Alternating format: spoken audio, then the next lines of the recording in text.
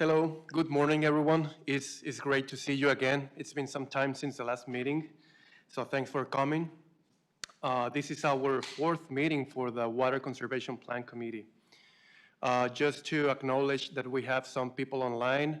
We have Gail, Moses, and Andy that are online. And please, when we open the round for comments, feel free to join in the conversation.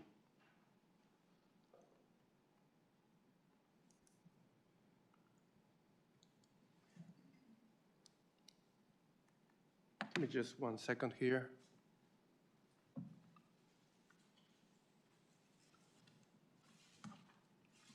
This is not working anymore. There it is. It took a second. All right, so the purpose was already shared to your emails, but the team has prepared a document that we believe that you all have a copy of it. If you don't, please let us know so that we can give you one out. This document is a summary of all of the changes that are being proposed for the Water Conservation Plan. We will review through them very quickly. It's a lot, so we won't go very detailed, but if you have any specific point that you'd like to zoom in, please let us know, let Esteban know so that we can do that. We will try to go through the most relevant items. There are some items that have some options for you to pick on, for example, on graphics. So we will give a few more minutes to those items. And after that, we will look to pass it over to Wes from the city staff. Wes will give a presentation on the audit, on the water audit report related to water loss.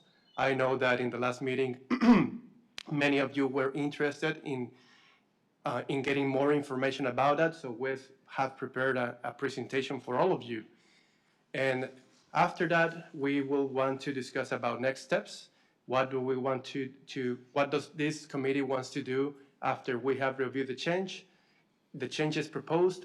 If we want to have another committee meeting to review the final proposed document, the final version, or if this is good to go. So having said that, let's go to the second item of the agenda here. I will pass it over to Steve so that he can walk us through the document. Let me just switch the document briefly. Second.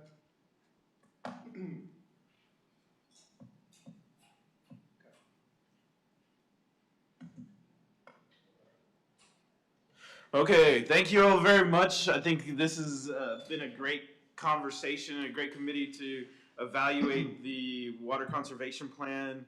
The team received all the comments and the conversations and what we attempted to do. And I have to give a big shout out to my team and then our outside assistants from Plumber Engineering who was working with us on responding to all the committee comments and trying to put what was suggested into a cohesive explanation. Then we would adopt this and then put the comments into the final, and I call it pretty, maybe that's not the best word, but the final document, water conservation plan that would be posted, sent out, final. But it just got a lot of information and a lot of time, and so I wanted to make sure we were responsive to the committee with their comments. And it is over 24 pages long. We had over 32 different items to go through, and we went through them all. And as Jose kind of said, there are some that we can have further choices and discussion on. I wanted to make sure that everybody had a chance to kind of look at it, and if they had any questions or wanted to have a further deeper dive into any of the particular questions, we give some opportunities to hear from those comments and if to incorporate any additional information that we needed to. So I just wanted to start off the conversation. Does anybody have, from the committee, have anything they wanted to add that we neglected to we missed or want further explanation into it? I sent a couple of things a little while ago. I think I sent them to you. Yes, I received them. I received them, and I will socialize that with Steve and the rest of the team so that we can work on the changes. Okay, so we did receive some comments, and we're working to add those additional comments. They were submitted to Jose, and we'll incorporate those. I did have a couple of questions. Could you please turn on your mic? Sorry, very quickly. I did, this is Michael. I did have a question on number 3, second page, row 6, section 1. Anyway, it was talking about the falling below 15%. Are we going to update that now that we're below 10%? Since we're talking about being historic lows there. And then also the other question I had was at the bottom where we talked of, where you have the maintaining system, the next to last line, it said maintaining system loss is below 10%. And I remember y'all saying that was below the average. I think that would be a good thing to add below the industry standard. So that people, when you see 10% loss, it sounds like a lot, but when you realize it's below industry standard, I think it's worth stating that. Those were my 2 questions. I think, Michael, because this document is really kind of a retroactive document, you know, we are doing this in 2026, but this is going to be labeled a 2025 conservation plan, right? That is correct, and there was some yes, I know it's coming out in 2026, but we have to follow the TWDB timeline, and that they call it a 2025 water conservation plan. So Yeah. so we're following their nomenclature. But I agree that it will cause some confusion for the viewing public that see this published document that is put before them, you know, in April. So maybe, you know, instead of like pinning it down at 15%, just keep it at like historic lows or something like that. So in that second, what you're suggesting, in that, just say historic lows, reached historic lows in 2025? Yes, I mean, if you're concerned about the optics of it. I didn't think about the 2025 part. I think that extreme low number is. Sorry, could you please turn on your mic again?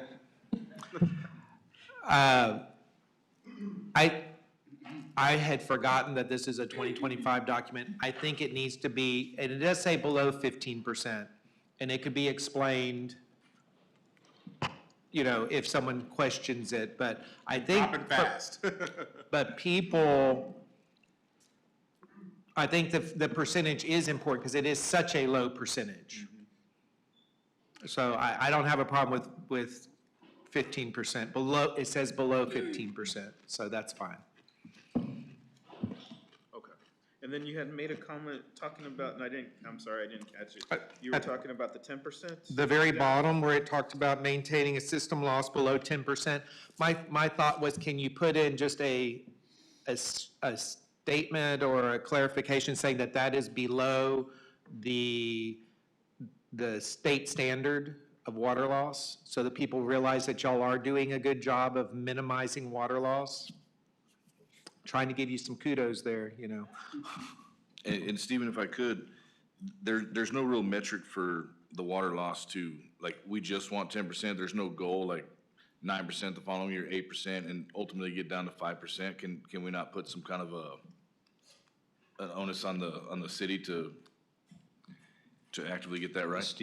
Can I make a recommendation real quick? So on the water loss, one thing the TWDB advises against strongly is using any kind of percentage on any of those numbers, just because there's so much that goes into the report, which I'll cover here momentarily. And almost everything in the report is estimations. So what they recommend is using that ILI score that is standardized now across all the cities. So if we wanted to put something in there, about that, I would use that ILI, which the range they have for a city like Corpus Christi, where resources are scarce and expensive to develop, they want it between 1 and 3.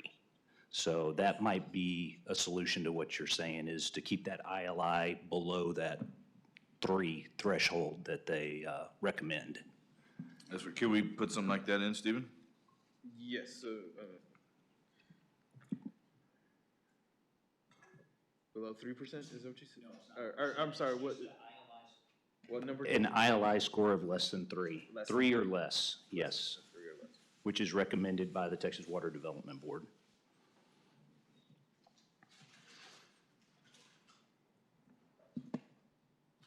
Okay, so yes, we have, working with Wes, and I'll make sure that we add a sentence or two describing the ILI and the ILI score being 3 or less, and that would reach, I think, our. How about with a our goal intent. of 1?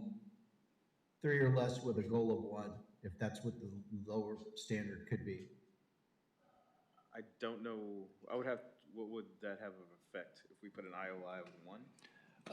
The closer you get to a 1, the more they question your data. If you go below a 1, they actually say you have a data error somewhere. So 1 is technically achievable, but it requires an extreme amount of investment into the system. So if you do put a 1, expect to be investing heavily in. One of the issues with it is the law of diminishing returns, which I will also get into in the presentation. The more money you put into it, you get an ever increasing less percentage for that investment.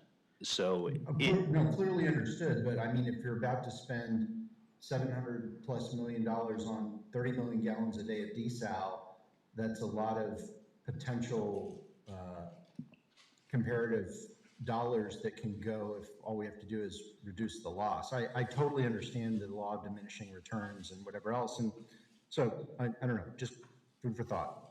I actually prefer it stated as the way it is, because to the reading public, ILI doesn't mean anything, you know?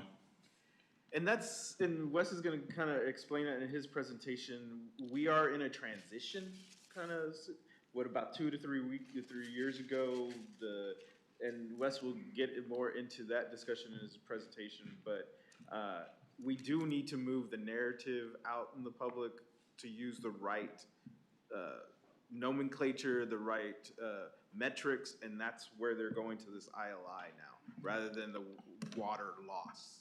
And it's a system change. So it'd just be on the city to educate the public. Yes, we're gonna have to do it, and yes. That makes sense to me. And again, the water loss, which I'm going to cover shortly, is not just leakage. In fact, one of the largest components of it is the metering of the system. So I'll get into that momentarily. Perfect. But I think with this comment, if we do put, I'll put a section or a sentence describing the ILI score of 3 or less. I think the less part achieves the goal of if we go down to a 1 or closer with more investment, as Wes says, but the return on investment we need to evaluate, but it gives us some goal in that, 3 or less. Yeah. I just wanted something in there because it didn't really put a goal for the city to get better and better and better.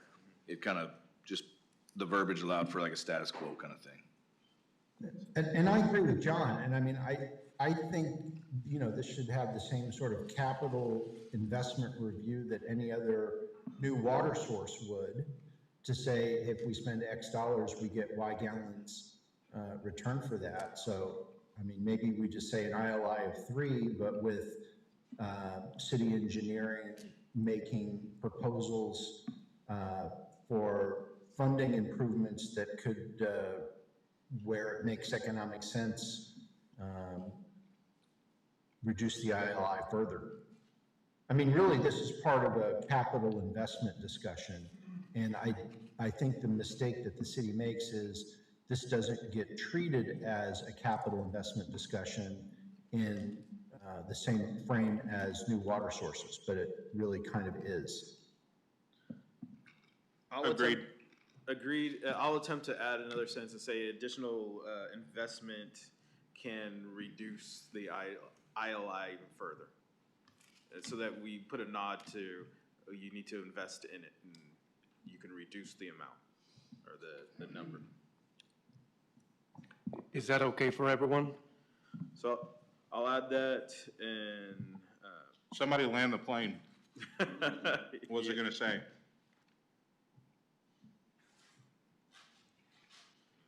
Or leave it to me and I'll come up with it. Okay, you're gonna provide some Yes, language? I can Okay. provide feedback too. Hey, just a practical thing. I hope that somewhere in this form, like all these acronyms are explained in it, because this is for the public and, you know, they're not going to understand what all these acronyms are, you know, so it needs, every single acronym in here needs to be explained, so. What's the first I? I know it's leak index, but. Infrastructure leak index. In fact, you may want to put some kind of an appendix of abbreviations, because if you miss it when you're reading through, if you're reading in a later section, you may miss That's a that from fantastic later on. idea. Yeah. So I think that would be good as almost a glossary or reference section. Okay, noted. We'll incorporate. I have some questions about number 23, if we're ready to move on.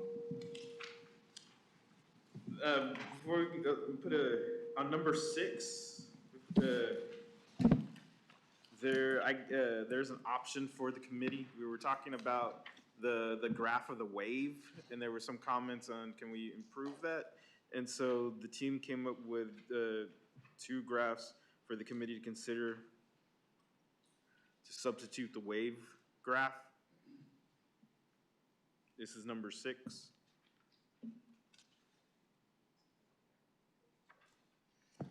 This is Gail. I had some comments on item 6. Yes, ma'am.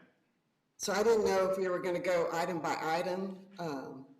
So item 6, just where you show the millions of gallons, I thought maybe it might be better if you showed it either round off to thousands or millions, because it just reduces the busyness.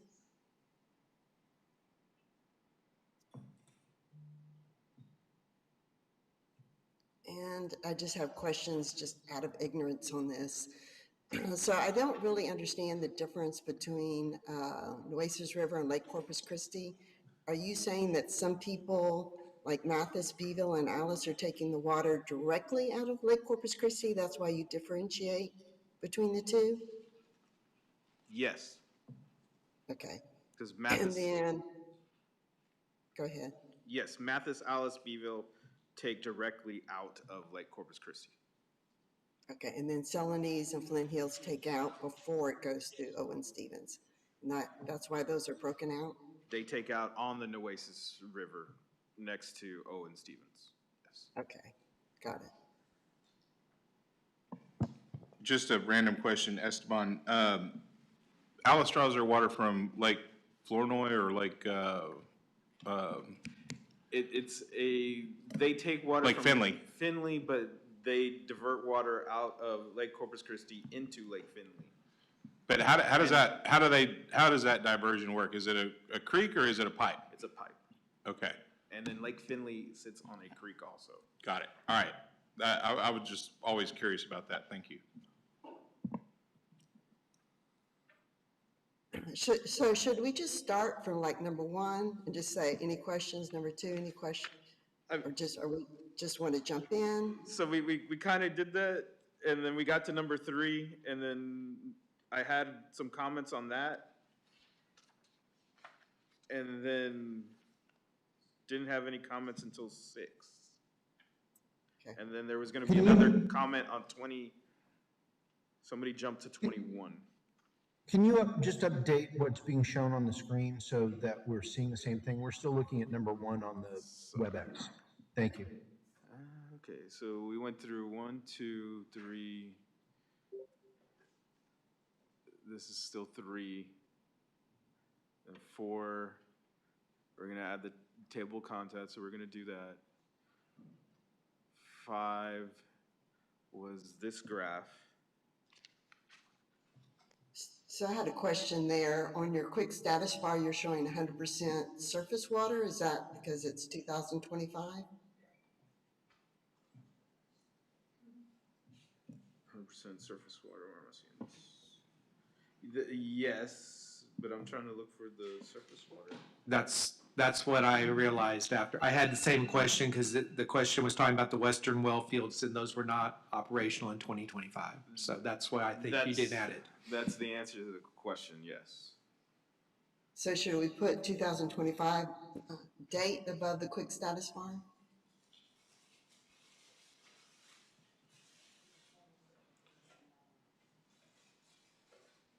We can, or It's confusing because on the same graph, you've got the well fields.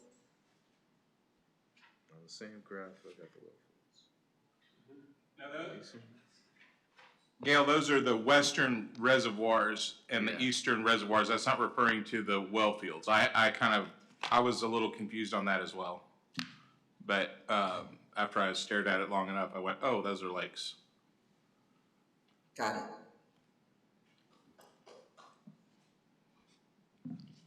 So then we came to question number 6.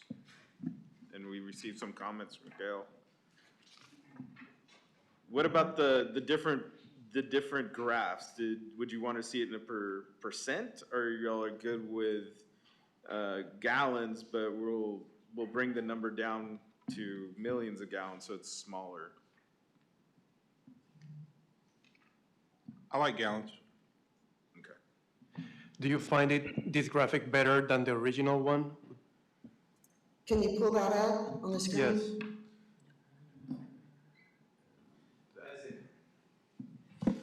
So we have these two. Gail, can you see that? I can. Okay, so that's that first one. We're talking about gallons. And then we have in percentage. Gallons. Does it matter whether you do one or put them both in there? Because some people relate to percentages better, and you can see then what the percentage of Mathis is 0.4%, Celanese is 2%, just so people can find the way that it works better for them to leave them both in there. Is there a problem with that? The work's already done, right? So you already have them both. Both? Okay, then I'll work with the team to put both of them in there.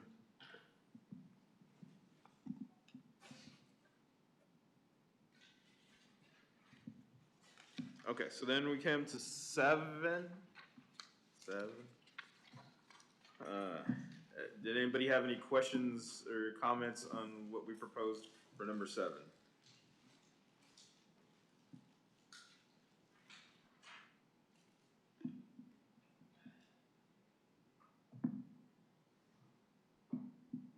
Okay, hearing none at this time, any? Okay. Esteban, you might just add, wastewater reuse.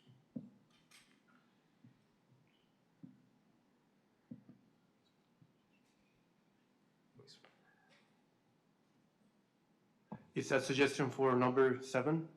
Number 7, it just says, these efforts include developing new water sources through desalination, expanding access to groundwater, and investing in infrastructure to treat and deliver water where it's needed. I think I guess it kind of, that last one's a little bit of a catch-all, but I think it's important that we note that we're investing in reuse.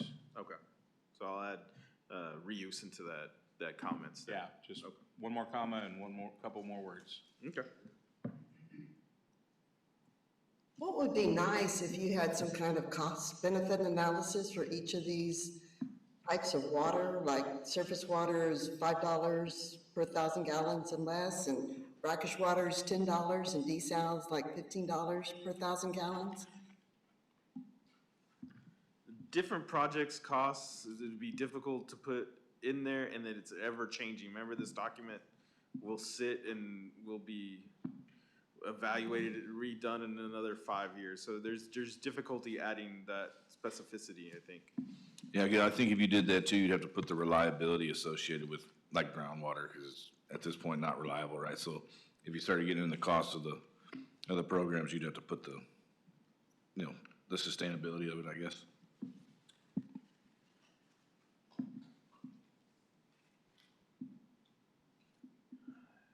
Yeah,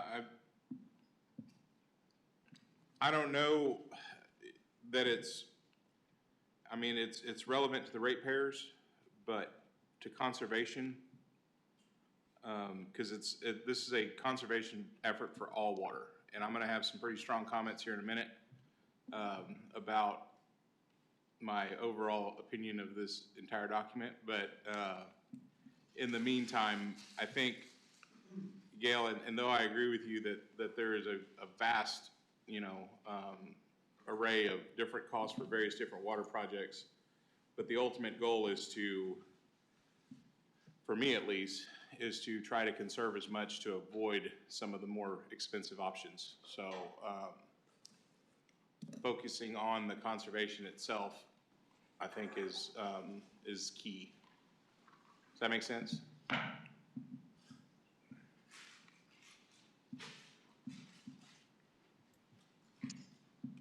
Yeah, I know the focus is conservation, but we just don't have any cost-benefit analysis for all these different sources. And you don't have to say, you can bracket it and say, this group of sources is like 1 to 5, and 5 to 10, and 10 to 15, or greater than, 15. Just show people can get a feel for what these different projects cost on a per 1,000 gallon basis. I think that's hard to do just because, you've heard some desal be $7, you've heard some desal be $15, right? You've got groundwater, anywhere from our groundwater, which is the free wells, to the Rochelle wells, to Angeline wells, to the next set of wells, that all range anywhere from that same type of, 50, 100% range. So I would. Agreed. And in years from now, 5 years from now, and being a developer, putting in a pipe used to cost $80 a foot, now it's $160 a foot. 5 years from now, actually 5 weeks from now, it might be $200 a foot, depending on what happens with this war. So, I mean, everything is, changing actually pretty dramatically just as far as cost, like today. So. Yeah, I agree with that too. There's a lot of variables in there that we won't be able to capture in this document. I think it actually. I don't want it to be more confusing. Yeah, I was just going to say, I think it might actually make it more confusing. Okay. Good comments. Number 8. Anybody had talking about AMR? I think they did a good job trying to explain that and rewriting that section.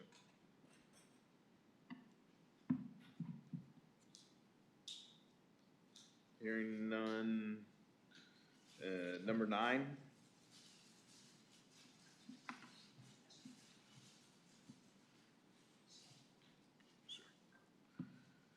Eight. This was 8 and 9. Yeah. Sorry.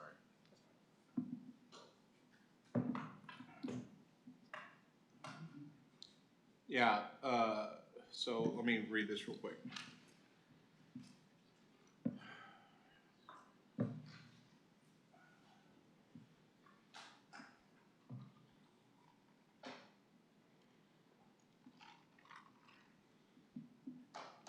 Are we gonna be able to put some numbers to this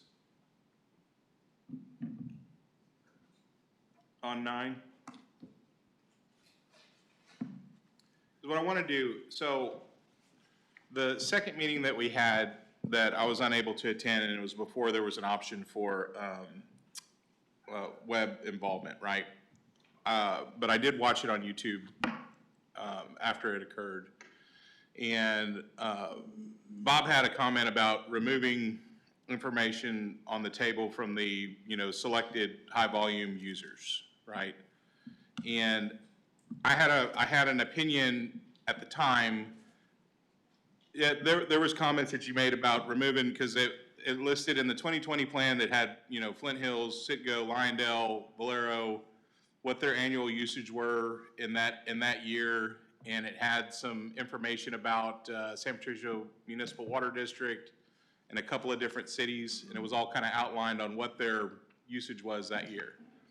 And so, and I know that industry is constantly, looking at ways to reduce one of their most expensive process inputs, which is water, right? And so they're constantly investing in various different conservation projects within the plans. But what I kind of was honing in on, and especially at the time we were there was a few of us that were trying to expand the purview of this committee to start talking about what curtailment looks like. And I was doing an independent analysis of Flint Hills versus Valero, right? And, from a purely gallons of water in to gallons of product out, there's a pretty big difference between, how each of those facilities operates.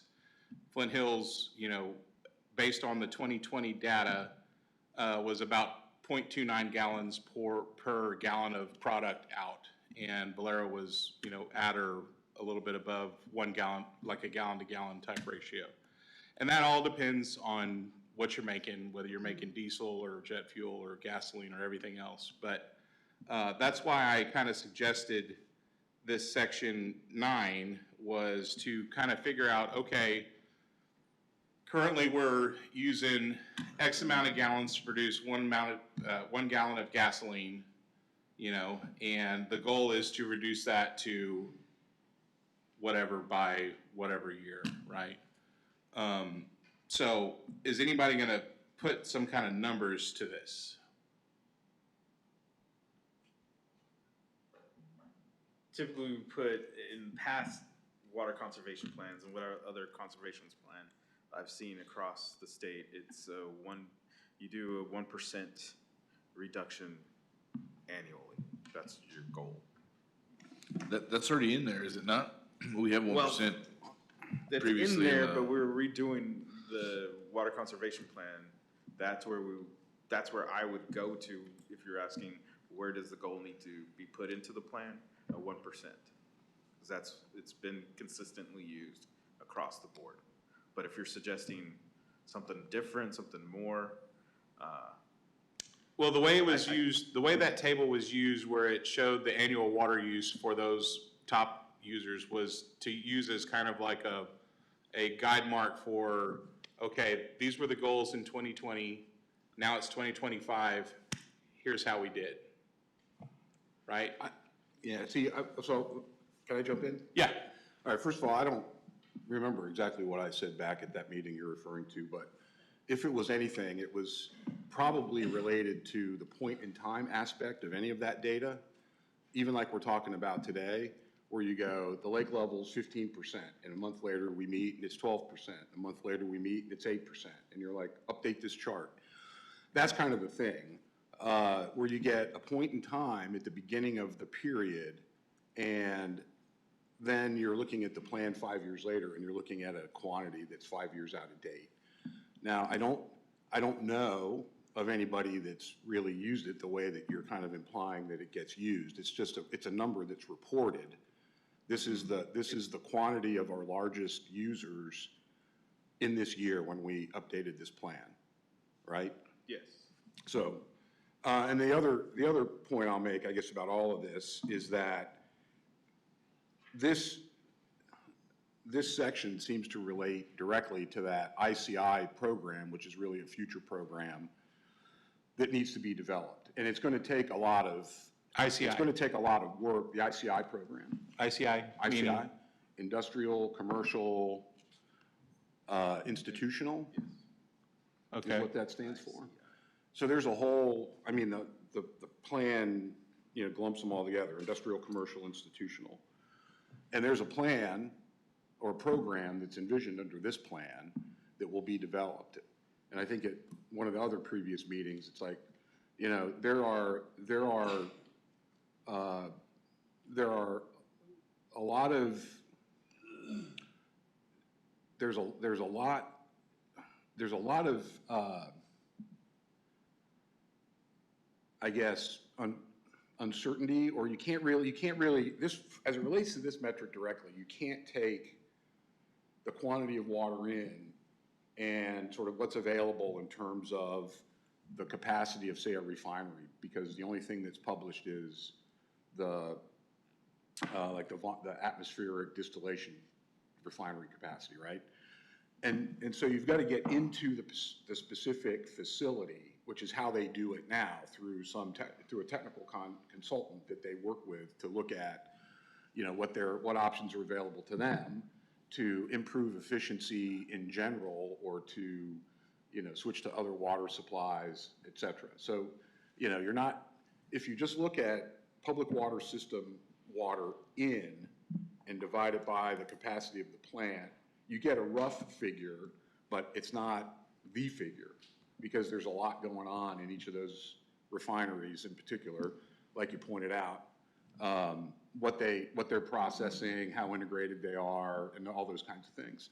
So I've always looked at this as being something that is follow-on work to the development of this plan, in the development of this ICI program, where you're talking about, well, what are all of these best management practices? What do they do now? How do we, you know, most appropriately assess, you know, their water usage to see that they're being as efficient as it makes sense for them to be? Well, and I don't know if you read my opinion piece in the Caller Times, but what I did was I did an analysis of our 2022 to 2025 water usage, right?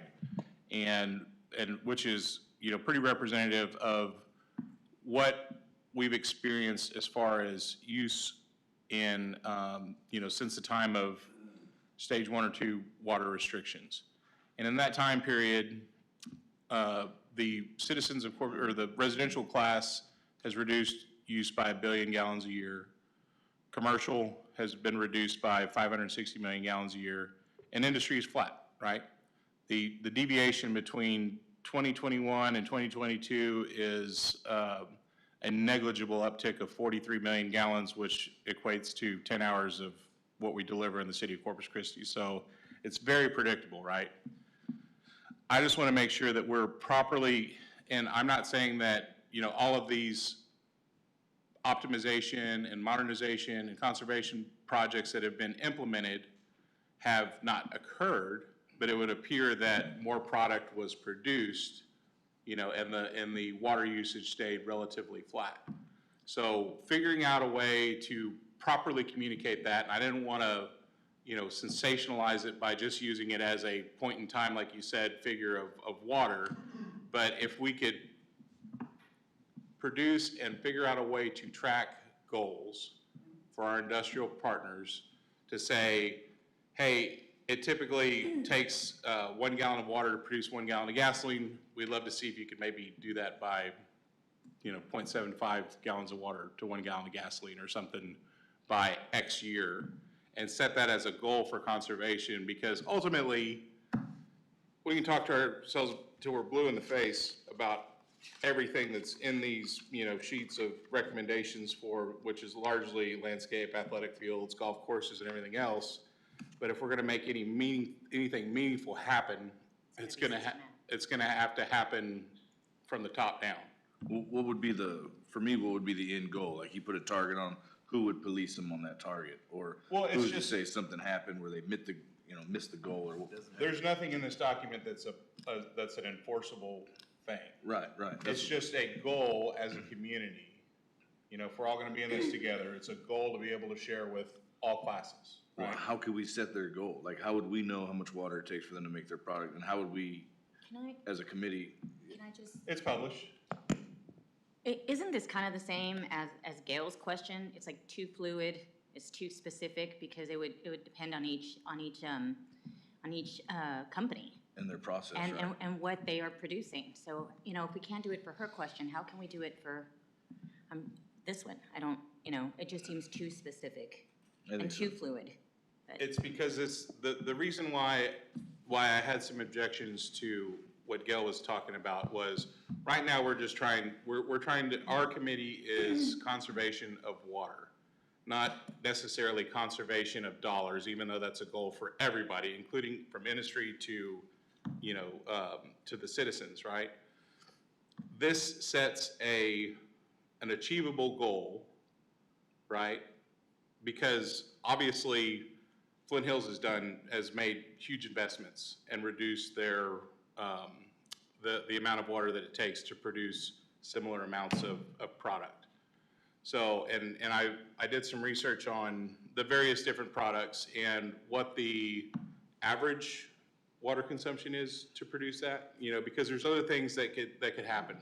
There's air cooling, there's, there was a whole laundry list of various different process improvements that could be made.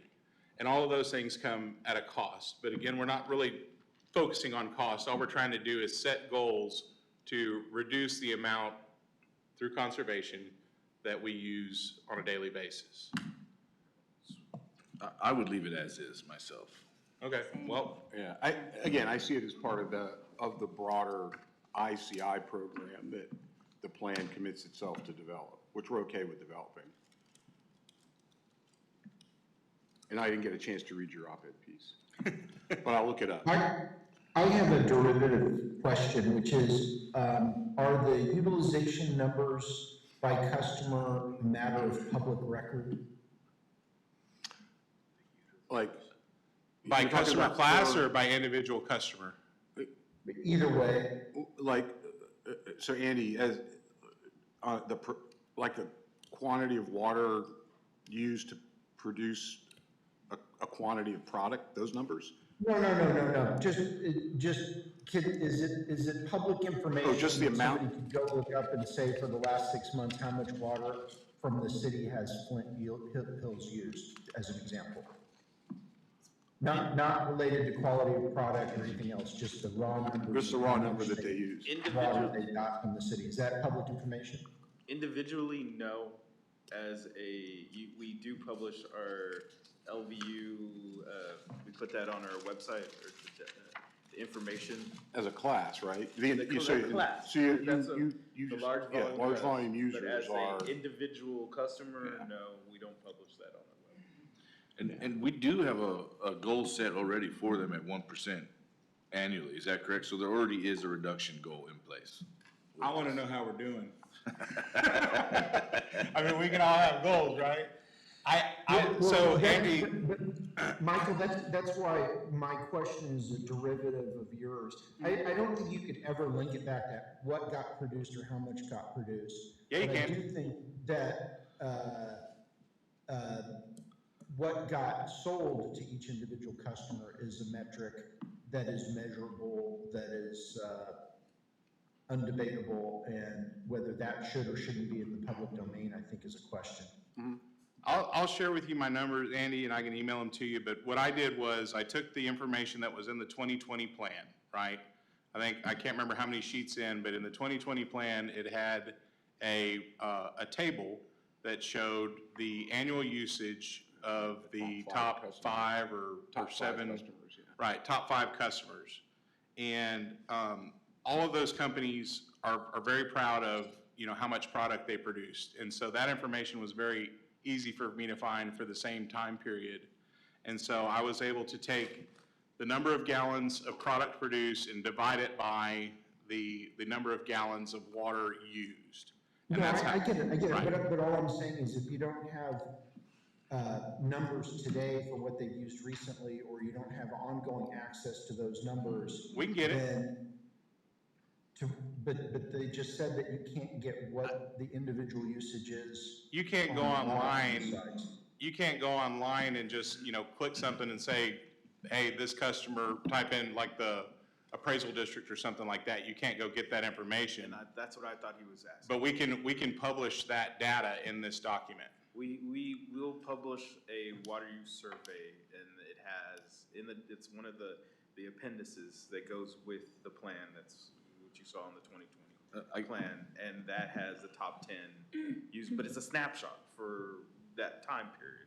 And what I meant by my comments about, averaging 22, 23, 24, and 25 is it just kind of goes like this, right? And y'all publish that you know, that water usage by class, it's very, very flat, right? Commercial's a little bit like this, residential's like that. So, all I'm saying is that, you know, we can have goals, right? And we can say things like we want to reduce by 1% and everything else. But I think it's important that the public understands and that we be honest with ourselves on what that actually looks like in practice. And if I was reviewing this document and as a loan document, basically, which is kind of what we're tasked at doing here, right? This is a submission and a loan application. I would want to know, you know, how they're doing. Well, I guess for me, I'm getting lost in why it has to be tied to their production. Like, we're gonna be able to see what they used last year, the previous year, so on and so forth, right? So you're gonna be able to see if they were actually able to reduce their consumption. Now, unless you're saying if they've added another unit and started making more product, it is gonna go up. Is that why you're wanting that metric to the product? I was trying to make it as fair as possible, as not to tick off Bob too bad by setting goals of, Not gonna you tick know, me off. I mean, yeah, you're your clients, but I just. Not gonna tick them off either. I wanted to make sure that it was a fair assessment, right? You know, of what we're actually doing, because I hear a lot about, oh, we've invested X amount of millions of dollars in various different process upgrades and everything else in an effort to reduce water. So, you know, how do we reconcile that? I mean, it ties into efficiency, so as a business, wouldn't they wanna police that themselves? Like, wanna be as efficient and pay the least amount of a utility as possible? Absolutely. And for their profit margin, right? So I think that's gonna take care of itself, in my opinion. That's all I'm saying. Absolutely, but if That's we're, a fact, John. if we're going to, yeah, anything that y'all can do to save money, you're gonna do it, right? I get it. I just wanna know, I wanna be able to properly communicate through this document that these are our goals and these are how we're, you know, how we're doing. This is what it was in 2025. At that time, we had set a goal that we wanted a 1% production or reduction. Here's our numbers in 2025. But you're kind of asking like a scorecard on how they were doing. Did they achieve the goal? Did they not achieve goal? We're trying to establish that. All I want, Esteban, if it's cool with everybody here, if we just mimic the same table that was in the 2020 document, and it's reflected with 2025 numbers updated in the 2025 document, then I'm totally good. And I won't create any more work for y'all. So the point is clarity on the metrics, how they have evolved since the last report up to this, the latest data point. No, I don't want y'all to get into any of the business. I just want to have one table. Okay. In the 2025 Okay. and the 2020, I want it to mimic the 2020 table. Well, it'll be the top. Yeah, I mean, is that a required part of the report anyway? Yes. I mean, I don't think it's particularly helpful and it gets old and it's not useful, but it's a part of the report, right? So every cycle you put out the top 5 and then you have the water survey as an appendix and you see the top 10 and. Then I'm totally cool. The only reason why I put this, like I said, Bob, is because I heard you make a comment at that meeting to remove it. So if we're leaving it in, let's do it. Yeah, I'll just clarify. Again, I'm against all of the stuff that's gonna end up getting 5 years old. And I think really the discussion ought to be, how do we come up with a data set that we can access to see in as close to real time as possible, given billing cycles and all the rest of that stuff, what's going on within the water system. I think that's just much more helpful I agree with that. than somebody, the only thing that they have to go by is the plan, and you come up and, you're saying stuff, and it's like, well, yeah, that was 5 years ago. So, but. I agree. Yes, that will be part of the final document. The survey you're asking for that table, it'll be an updated 2025 table compared to and then you can look back at the old plan to see the 2020. Perfect. Okay. That's all I need. Where were we? 10? So Michael, what item are y'all on? Number 9, that was in discussion on number 9, but I think number 9 is probably gonna kind of go away so long as that the 2 tables are there, but I'm open for, I'm He just. passed it to 10. Can I go back to 8 for a second? Yeah, sorry. So on this, customer, the, automatic meter reading, I feel like, you know, that's great stuff, but the end of the month is too, you know, too late. If somebody's got their toilet running for 24 hours, can we put something, a goal in there to notify the public if they've got something running 24 hours? I think we already have that within CCW, is if. That's we- how they know when you're watering your grass, Gail. Yeah, and we have implemented that, and we've saved customers money when our team, and I think Wes can explain a little more. Right. First, with the AMR system, it is a radio frequency system. It is not a constant monitoring system, so it does send in the readings usually twice throughout the day. One of the things you will see on this is homeowners, we can notify them of constant use, but if it's too small of a range, it only sends in increments of 50 gallons. So if it's a very small leak, you might not see it over the course of that 24 hours of time.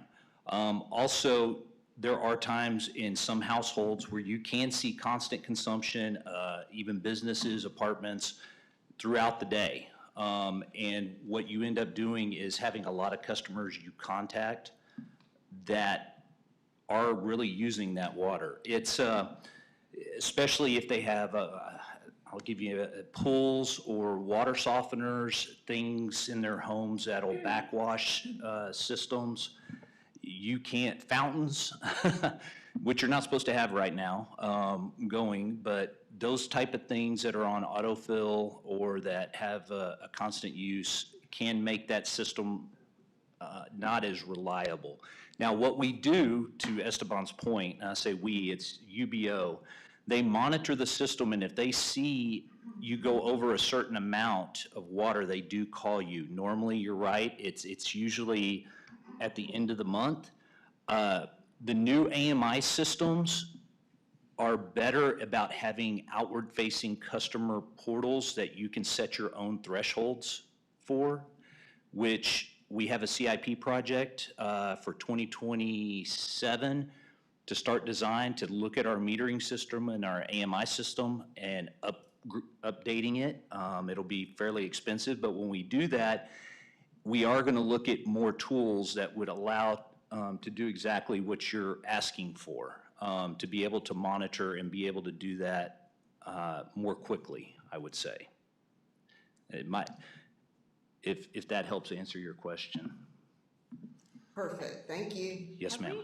Have we ever talked about, like, who enforces all of these rules that we're supposed to be following right now? Because I gotta tell you, I sell real estate, and I just went to a house last week, and their fountain was on, you know? So, like, there's, and you're kind of saying, you know, it may be a fountain, and that's why they're using so much water. I mean, in that case, don't they still need to be, you know, contacted and say, hey, you have, you know, a high use of water, why? 311, you can snitch. Yeah, that's who enforces it, is when somebody calls it So the city in. has no way to enforce. Well, unless they the just city drive does not up enforce and now. down. We use the eyes and the ears of the public, but just seeing water use, you don't know what that water use is always for. Yeah. And we do have staff. Yes. That does go out early in the morning and. Yeah, they've been later in in my the house day. at 2:35. Well, they've been in my house too, so I guess, yeah.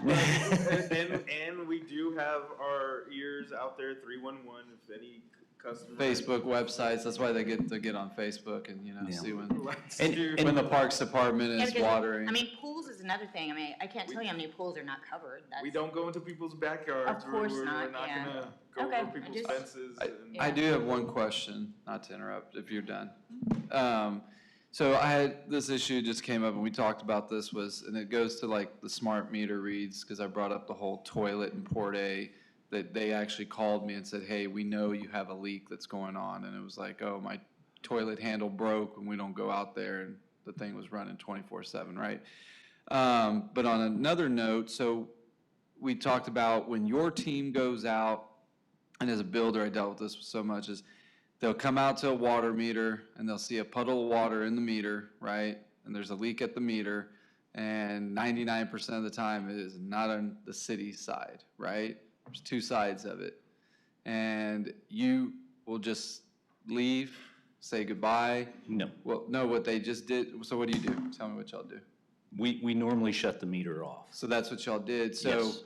but the thing is if you don't contact the homeowner, you leave a little blue tag, homeowner comes at 5 o'clock, then they've gotta, do an emergency plumber, and in this situation, a friend of mine got the tag, said, hey, do you have a plumber? We sent the plumber, it's two, you always have the 2 meters next to each other, both of them had water, they turned off both of them, because obviously we're in a drought, and you don't know which one was actually leaking and which one wasn't, and hers wasn't leaking, so she got a $250 bill for drain key coming out and just turning back on her side.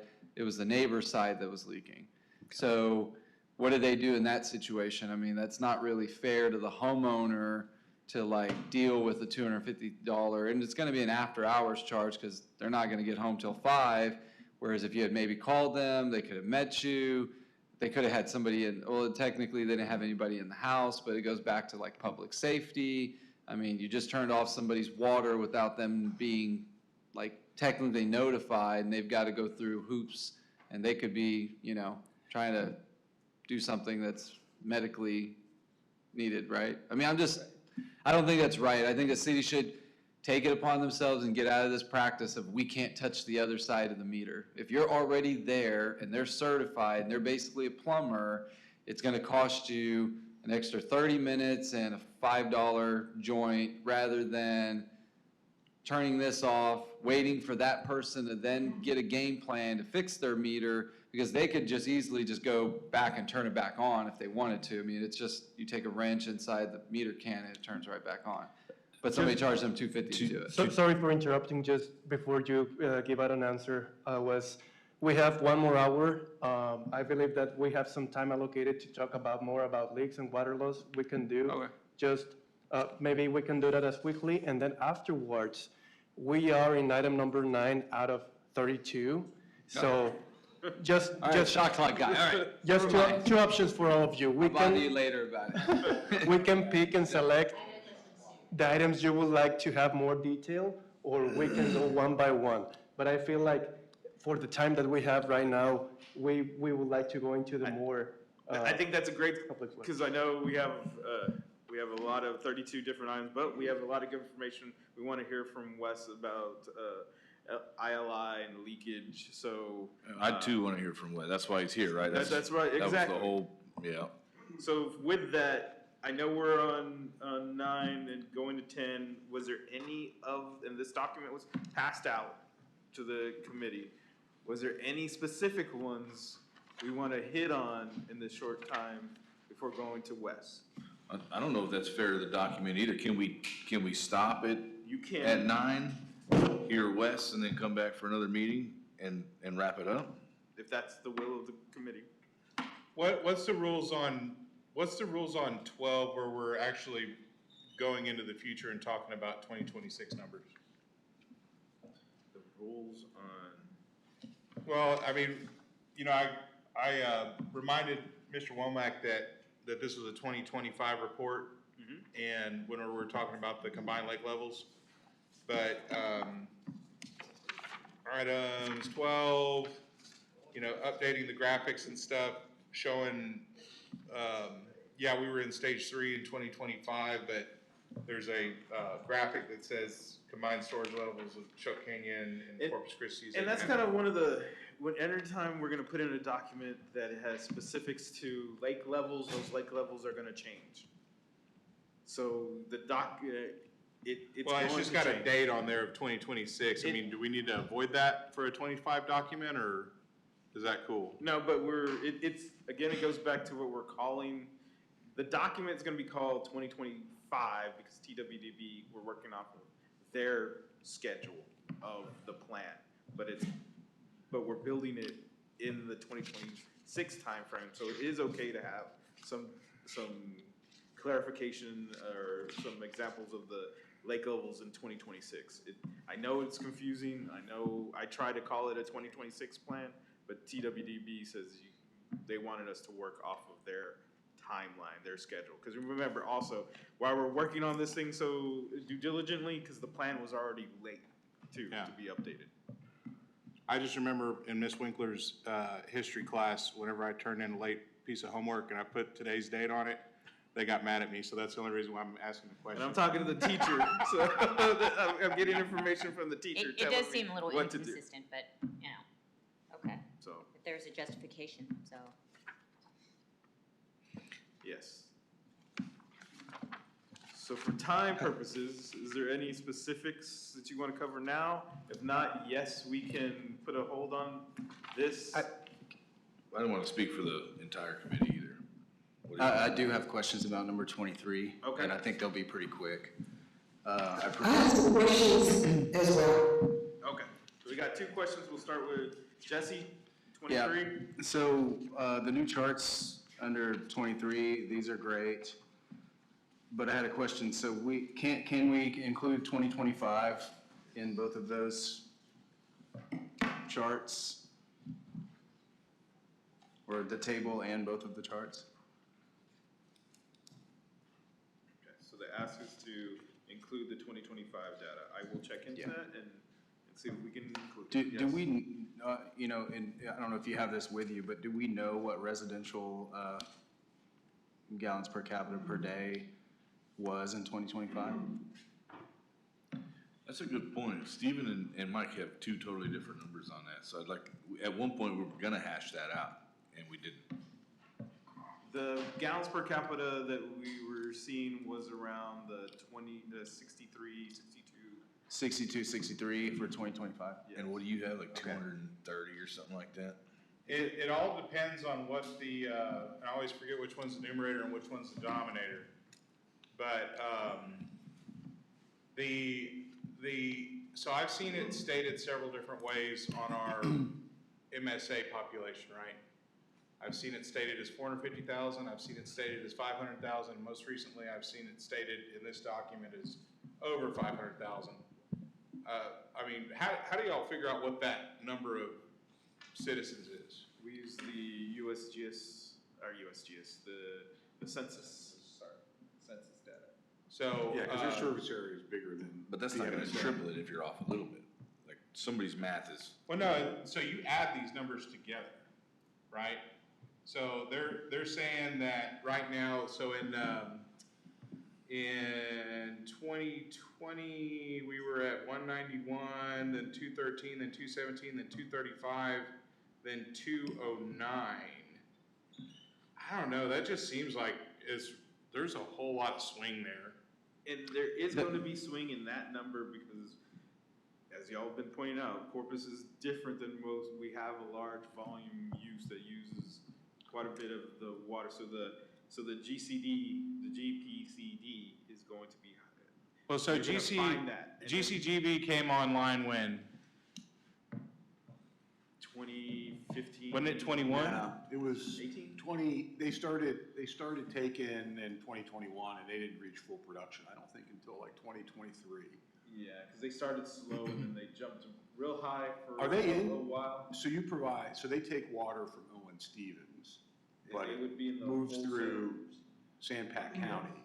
So that's the other factor that complicates things for us, is that water, what are you using in this data? CCWs? So when you're getting into the fine detail, you're not really seeing, they become a Sandpack Municipal Water District customer. So it shows up as a wholesale water In there. treated, right? All this should be is just millions of gallons delivered divided by the population served. And then I guess when you're looking at it this way, if you're only using Corpus Christi residents, then your population should only be Corpus Christi residents, because all the other residents in the region are under other water authorities, which are large capacity users. and then you would take out the raw water sales as well then, I suppose? Well, I'm just saying what the residential use is, the total residential use in Corpus Christi, if that's what residential means, then you should divide that by the residential population in Corpus Christi, not in Portland, Rockport, and all those other areas, so that you're comparing apples to apples. I think what I So in my analysis and comparing ourselves to other cities, right, I don't ever separate non-residential versus residential because technically speaking, gallons per capita per day should not isolate, separate those two. I disagree with that. Really? I think it should because we're so unique and because we have so many high-volume users. What I'm interested in, for my business and in my world, I'm interested in the residential number. I'm not really concerned, of course I'm concerned from an overall conservation standpoint with the total, but I'm concerned with, what can I have an impact on is the residential number, right? What can we all have an impact on? And amen to that. The only reason why I was looking at it at the larger number is because the angle that I use, or that I've been kind of pounding, is we need state, federal help to pay for some of these water projects. And so it's highlighting why we're different than everybody else.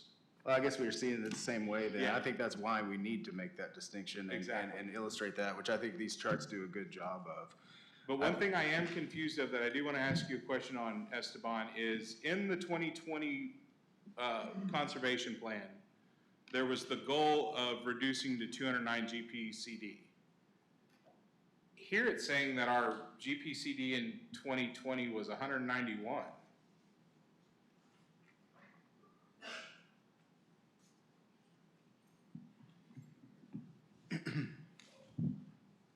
So I'm looking at the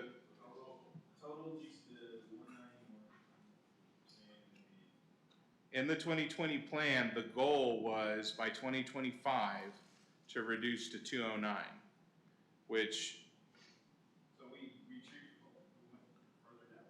Well, we set a goal that was to increase our GPCD in 2020. They're supposed to be set as goals that can be achievable, and if we kind of make it a little higher. We set a goal higher, but we ended up going below it. Come on, buddy. If you already had your numbers for 2020, and you were at 191 total GPCD, and you were putting together a conservation document to reduce usage, you're telling me that you would put in a higher number than what you actually used? It could be. Does that include growth? Because it doesn't include growth, exactly. I mean, that's the way that this is calculated. Okay. Because it looks at the gross number. You don't account for growth if you just keep ticking down. Well, I think that's something that's critical to highlight. So you've got to, well, there's a longer, more involved conversation that we probably should have at some point, but not now. About GPCD and, its usefulness to us, how standard it is across water systems as a metric and all that kind of stuff. But And I agree with it, and that's why, and I also agree with how Jesse's looking at how he's using that, and you have to look at it's better to look when you're talking about Corpus Christi and how we're using our water is looking at the residential gallons per capita a day use. I know you're saying you look at and you're using the total to compare to other cities, but we're so unique, as Jesse said, it's hard to put, it's not apples to apples situation. But all I was trying to say is when you look at what you are describing as the residential, which only is Corpus Christi, that population is actually going to be different than your population that's used for the total, because the total will be regional. So you've got, I'm just saying, to make your math accurate, you've got to use the Corpus Christi population just for the residential, and then when you look at the others, you can use the broader regional number of population. Because all your non-residential, that includes those surrounding areas. But if your residential is only Corpus Christi, to get your numbers right, you can only use Corpus Christi population. Yeah, and that's And then why you're dealing with percentage, or it works itself out because you're doing it per capita. You just have to say what's that number for each of those units. Is it Corpus residents now, or is it? the Residents coastal here, he residents? said, was Corpus Christi resident. That's what they're measuring is Corpus Christi. Corpus Christi for residential gallons per capita. And so that's using only the residential population for Corpus Christi, or is that using it regionally in your number? Corpus Christi population. Okay. Yeah. So you did that already in these numbers. Yes. And then the other is a regional number. There's a bigger question, is this even a valuable thing to have in there? I mean, I think all the points are valid as to what population to look at, but it just seems that it's extraordinarily confusing. Shouldn't we just be looking at gross water usage and just population sort of be damned? I mean, that's what really the city has to plan for, is the gross water usage. I just, yeah, I agree, Andy, because these taking numbers into aren't account- aligning with other documents that y'all have published. Like, I can't reconcile a whole lot. But of there them. are residential gallons per capita per day throughout this document, not just here. Jesse's right. So, I mean, I don't know why we would take it out here if it's everywhere else in the document.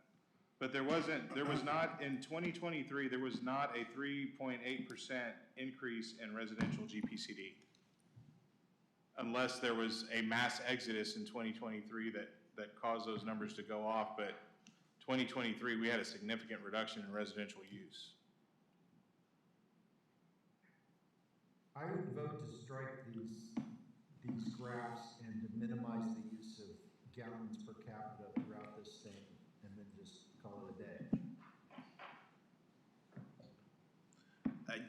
Esteban, does the state require that? Yes, so we will have to report gallons per capita usage, so I have to include these numbers in. Yeah, that's why, in these yeah, documents. it's like, the other thing. So- It sucks.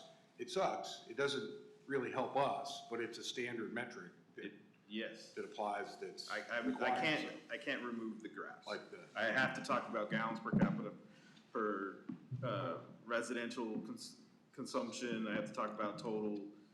It's been a standard. It's always going to be a standard. Can I just vote and publish whatever got presented, and we all know it's imperfect, and it's just never gonna get more perfect than the imperfection that's before us. Huh? Yeah, we didn't hear that. Probably didn't want to, Nick. In the interest of moving on, can we, I mean, is there a question about the data that they used?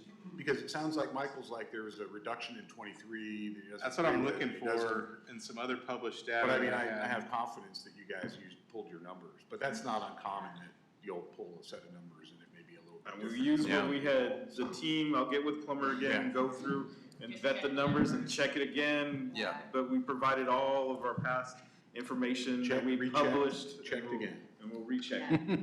Double check the numbers. But you're right, for the interest of time, can I ask that we kind of move on? So my only request was that we add 2025 to these. Yeah, and like I said, I'll look into that, make sure we get all the data and I have it all and we'll work on that.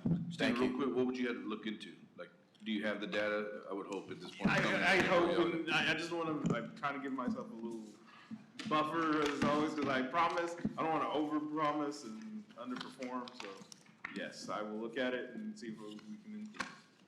But there's almost no scenario where you, No matter how this question gets settled, this graph was never looked at again by anybody anywhere. I can't. What was that last part? We can't hear you. Could you say that again, please? I'm willing to bet $1 that however this question gets resolved, nobody ever looks at this graph again anywhere. So true. I'll take that back, because I can promise you, I'm gonna look at it.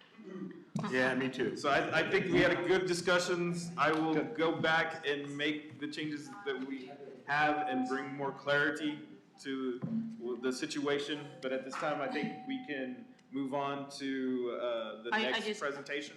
I just wanted to point out one thing, and I don't know if this is a copy and paste thing, but on number 20, practically everything is misspelled in the header at the top, so, just making sure y'all know that.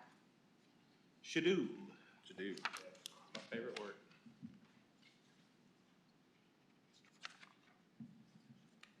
And why don't they have spell check in Excel? Yeah. No, I know, I make the same mistake at work all the time, because they don't have spell check in Excel. They have it in every other Microsoft suite, but not Excel. Schedule. It's number 20, it's the header, The where it header. says water conservation best management practices. Yeah, I see it. It happens to me all the time. Leave them alone, I'd make the same mistake. Esteban, before we go into the presentation, I do have one question for the committee, if that's okay. Sure. So at the council meeting on Tuesday, a discussion item came up about irrigation wells. And in the conservation plan, it recommends utilizing irrigation wells at certain times of the day to limit evaporation. One of the questions posed was, why is that the case if it's an irrigation well and not system water? So what I said is I would ask the committee and get your thoughts. Obviously, the intent was to limit evaporation. Typically, if you were in a position where you could water with an irrigation well, be in the morning and in the evening. But my action was to ask this committee what your thought was. Do you still agree with that? Is that still the case?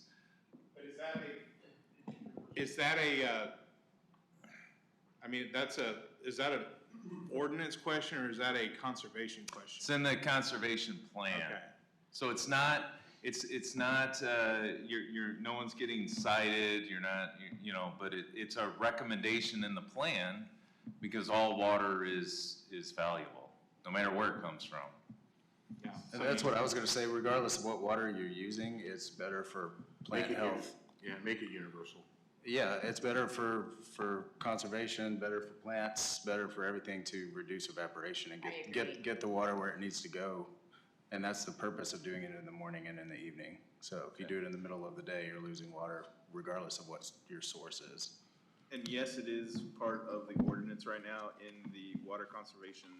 Oh, it's in the ordinance for the conservation plan. It's in our ordinances Okay. under the section of water conservation, best management practices. And it just keeps everything uniform as well, so. Right.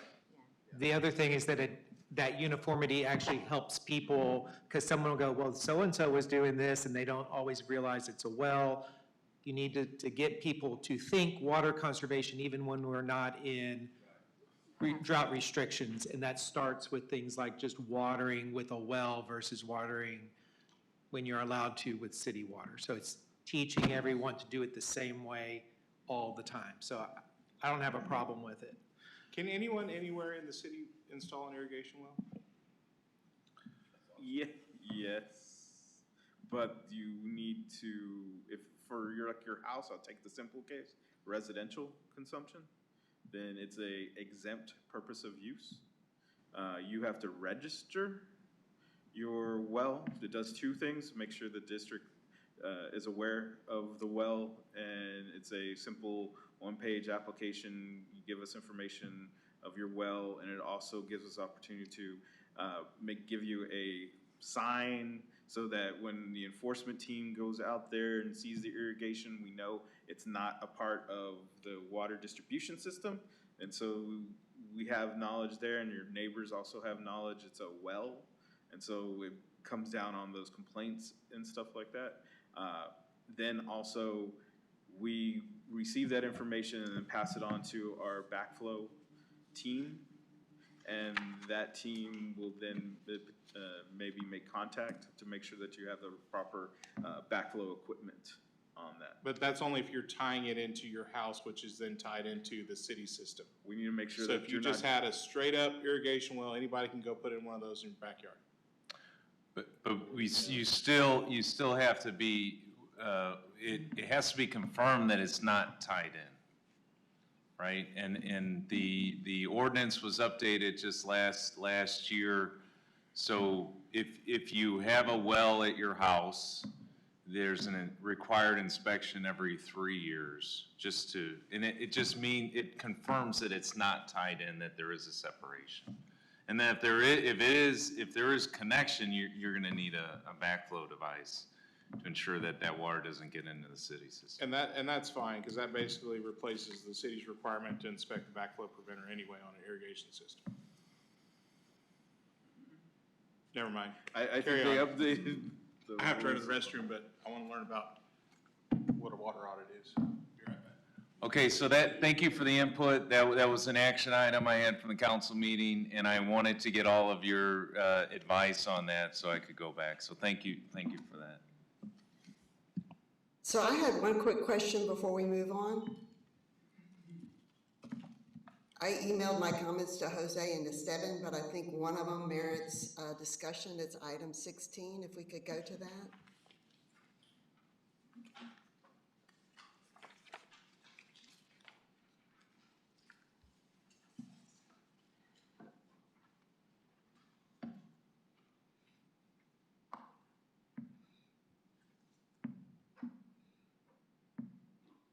Okay, So on the goal, the system efficiency goal, we have 1%.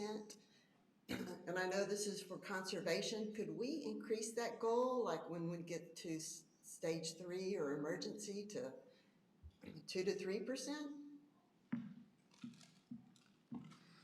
I don't think there's enough meat on the bone, so to speak, when you get to, like, everybody's already conserved so much, and then when you get to like a severe level or more severe level, there's not enough left to do that. Is that accurate? Yes, and then I would like to remind, this document is in good times or in bad, meaning drought situations, are when the reservoirs and we have completely full, we have water to no end, these goals still apply, and that's the intent. So this is regardless of the situation, whether drought or not, this is a base. So why wouldn't we want to increase reduce the water loss when we, in an emergency situation? Not following your logic. So that would fall under the DCP, the Drought Contingency Plan, or what we're trying to achieve on curtailments or efficiencies in the different stages under the DCP. So that's where you would find in a drought situation what you're wanting to reduce. Okay, so before we get to a drought, and we're heading into a drought, in stage 3, why wouldn't we want to reduce the water loss? Loss. Yeah, what do you mean loss? Yeah, this is use, I believe.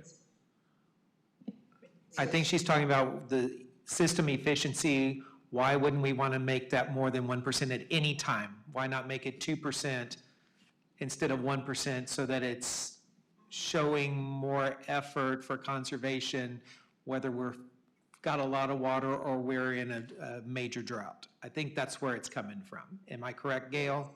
Yes, correct. I think we might want Wes Nevigan to give his presentation. I think it's associated with that, if I'm understanding the path of the conversation. Michael's shaking his head, so I know I'm not way off base. I'm nodding my head. Yeah. Oh, yeah, nodding. I'm sorry. Thank you. Way to go, Michael. Yeah. He That was was Michael nodding Womack, not Michael affirmatively. shaking. We're nodding. Gail, are you okay if we let Wes give his presentation and we can follow back up with you on Sure, this? can I just make one more quick comment? So since we lose more water through evaporation, I think it would be just worthwhile to doing some kind of pilot study on reducing evaporation in our lakes. With the balls or what? So, I appreciate that, Gail. Let me, I'm gonna have Esteban correct me when if I'm off track. But so a couple of things, the lakes, let's think about Lake Corpus Christi. There's private property owners surrounding the lake. Their property in good times certainly goes into the lake. During periods now, some of their property is dry, of course. The city owns property that is where the dam operations are. We own the water in the lake. but we certainly don't control all the property surrounding the lake. So when you talk about, sometimes it's brought up about evaporation measures like solar panels and things like that. It becomes very legislatively difficult to understand where and how those panels are secured and tied to the lake, or tied to the ground. Am I right, Esteban? or- No, you're 100% right, and it becomes a safety, boater safety situation too.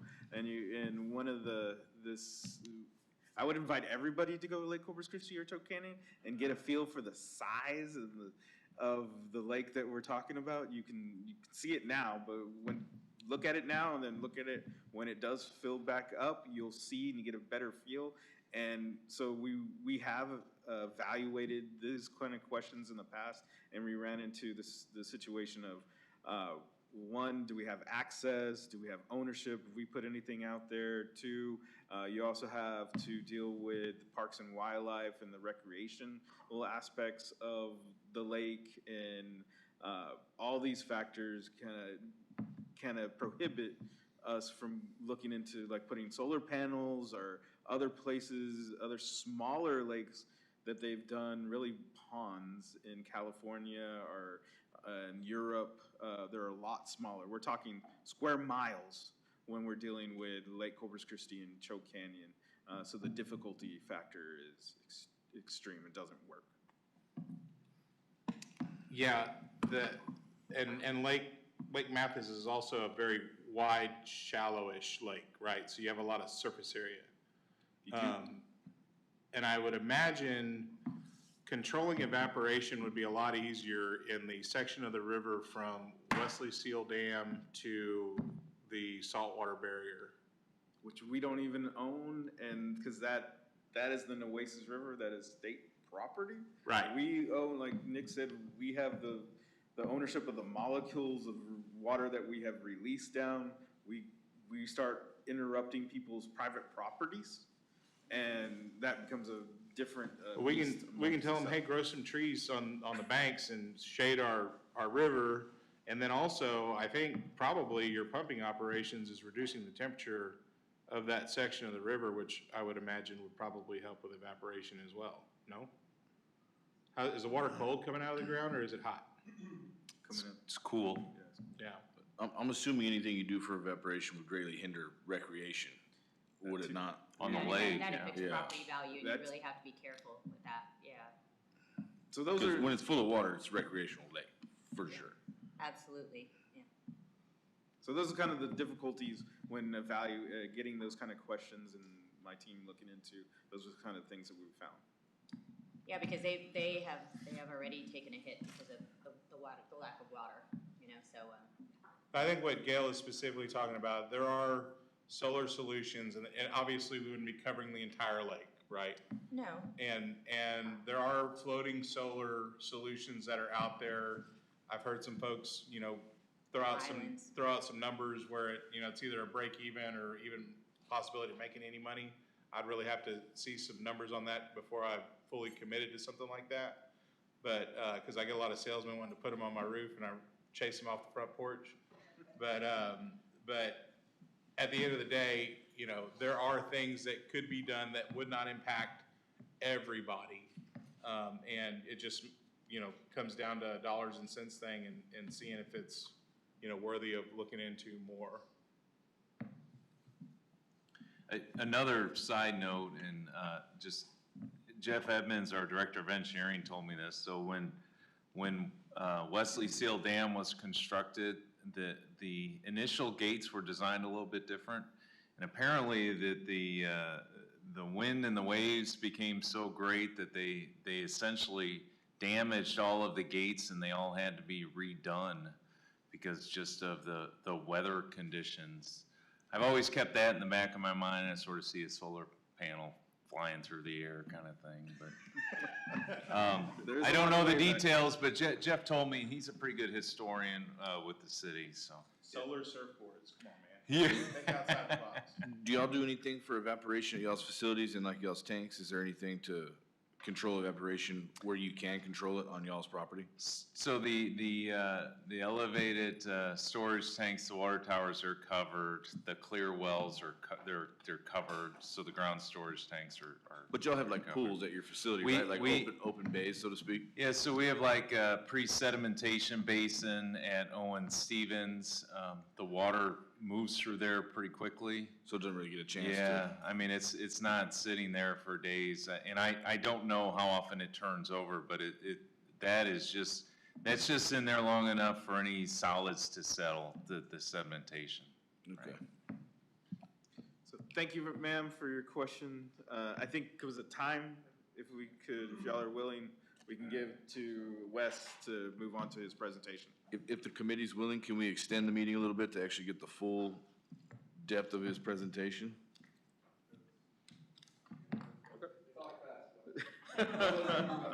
Yeah. At this time, we'll turn it over to Wes.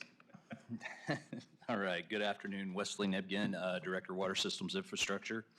I'm going to be walking through today, I guess Nick and Esteban contacted me about some questions about leakage in the system. It's come up at council, and I think it's important to understand, I think the leakage component was really tied to the water audit, and that's where those numbers were coming from. However, I think it's really important to understand the entirety of the water audit, how that is determined, and what it does mean for the system. So today I'm just going to go through the presentation and kind of talk about a few things that go into it. It's very big. This is the manual from AWWA that covers water audits. As you can see, it's pretty thick. It's pretty detailed. If you have a hard time sleeping at night, pick this up. Trust me, it'll put you to sleep. But we'll go through this real quick. So we'll start with what is a water audit. A water audit, according to AWWA, is an accounting of all the water in the water system. And what it does is it gives you a understanding of how the integrity of your system, of course, and then its operation.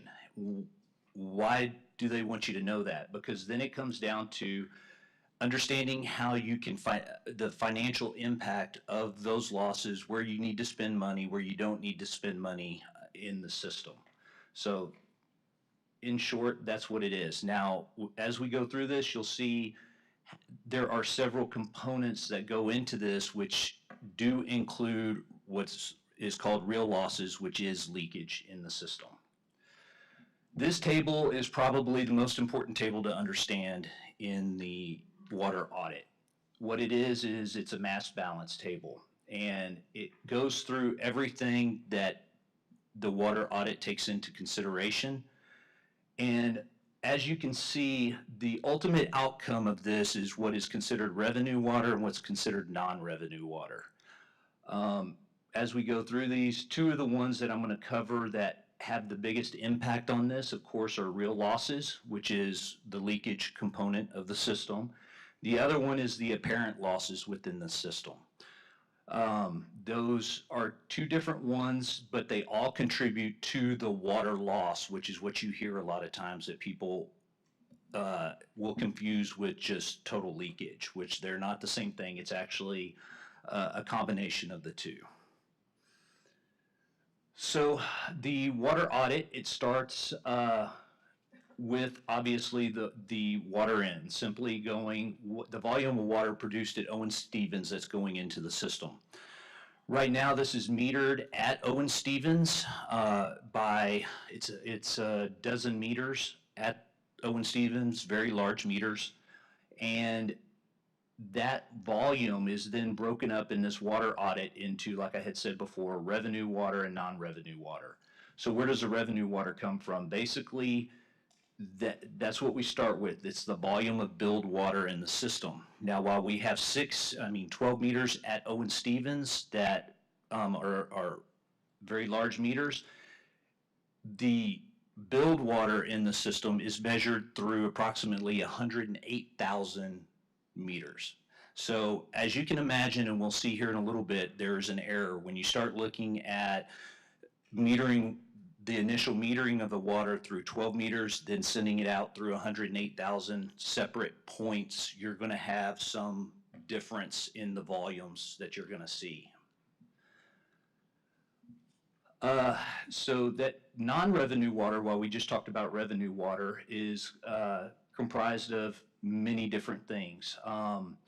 One of those is the unbilled metered water and unmetered consumption as well. What these are things like firefighting, dead-end main flushing, which is required by TCEQ. We do have to flush dead-end mains once a month in the city. We have about 1,700 of those. New water pipe installation. Those are just a few of the unbilled activities that the city does that are unmetered that we have to estimate. It's a estimate that we come up with every year and place into this report. Then you go down, you have what's called, what I alluded to earlier, the apparent loss. These are losses due to theft of water, which does occur. That's something else we have to estimate in this report. Accounting errors and data and metering inaccuracy. So accounting errors occur when a meter, if you have a digital meter, it stops working. You have to estimate the amount of water that went through that meter while it was down. Or you have the AMI system that might not send in the meter reading for a while because somebody parked their car over the top of it since it is radio frequency, or because it rained and it's underwater in the meter box. The other one is the data, like I alluded to again, the data or the metering inaccuracies, which we'll talk about on the next slide. Real loss, that one's the simple one. It's losses due to leaks, both known and unknown in the system. So metering accuracy. Meters are extremely accurate. They've been around, the design for a typical, what's called a residential positive displacement meter, was designed back in the early 1900s. It's the same basic design that's still used today. They are, when they come out, AWWA requires that they be between 98.5% and 101.5% accurate. They come with a certification that they were tested, that they meet those accuracy levels. These meters do have constraints though. They do have operating ranges. So when you build a new building, I'm sure Michael, you know this, you have to size the meter appropriately for the building. The reason is, as you can see on the 4-inch meter, I have an example up there. It reads 100% between 10 and approximately 1,200 gallons a minute. But if you're under 10 gallons a minute, you can see what happens to the accuracy of the meter. It falls off. So that is why it's extremely important in a water system to ensure that you do design your meters accordingly. Another aspect of meters is as they age, they benefit the consumer, the customer. They don't benefit the utility.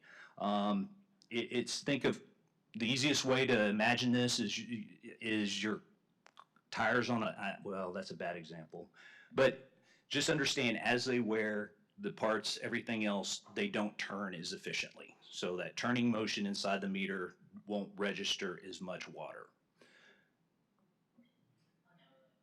Oh, okay. Right. So this is one of the big components of the, and the reason I review this is a big component of the water loss, that you have to estimate the accuracy in your system. And we'll get to that here in a second, what the cities, how we estimate what we do on ours. So now we're going to get to the leakage index. So the leakage index, or the real losses, you estimate based on the number of leaks you had. So in 2024, we had 466 leaks that we had to estimate an amount of water lost in those leaks. Now, if anybody's ever seen a leak out in the street, it's extremely difficult to try to estimate that value. of water. We assume that we get the call right away, but that's not always necessarily the case. I mean, so there are formulas. The Texas Water Development Board gives you spreadsheets that show you how to calculate this, but still they're very arbitrary in nature. They can vary considerably. One interesting fact as we go through this on main breaks that I kind of want to, it's always interesting. I like to educate everyone on how main breaks happen, why the system has main breaks, and what goes on. This is tracking our main breaks over the course of 2022 to 2026. You can see some high peaks when it really and this is per day. You can really see some extreme periods of time. What that is periods of drought. And again, as everybody who lives here knows, the clay soil shifts during those times, and pipe, especially the older pipe that we have in the system, does not like that. If you see those dotted lines, what's remarkable is those are major rain events, and you can see what happened right after we had those major rain events. The leaks dropped off again. Soil moisture basically went back to normal, and our leaks really dropped off. So it's important to have, during periods of drought, even intermittent rain will help hold down the main breaks. Just one quick question. Do y'all experience more breaks whenever it was super dry and then all of a sudden you got a huge rain event when the clay swells and busts lines? Or is it mostly when a more gradual, whenever it shrinks and then pulls apart? It's when it shrinks. And what you'll see in this is it happens relatively quickly where it escalates. There's a point where you really start to see main breaks where we have 1 or 2 a day. Within weeks, you'll start getting 5, 6, 7, 8, all the way up to, some of the worst case scenarios in here. And I think it's good, and this is just a random comment, but whatever you can do to, I would imagine it's probably a relatively good argument for concrete streets, especially if you have a lot of infrastructure underneath those streets, because concrete makes a better impervious membrane and moisture control is better controlled. So just wanted to throw that in there. One of the issues with concrete streets, though, is finding the leak. Yeah. Because it will travel until it finds a point, and you can end up tearing up hundreds of yards of street to try to find a leak. That's happened to us before on Flower Bluff Drive out there where they put in the new. We had to chase the leak until we found it. So it can be difficult, but yes, you're right. The concrete streets over it are not always a bad option, especially if it's new infrastructure underneath it.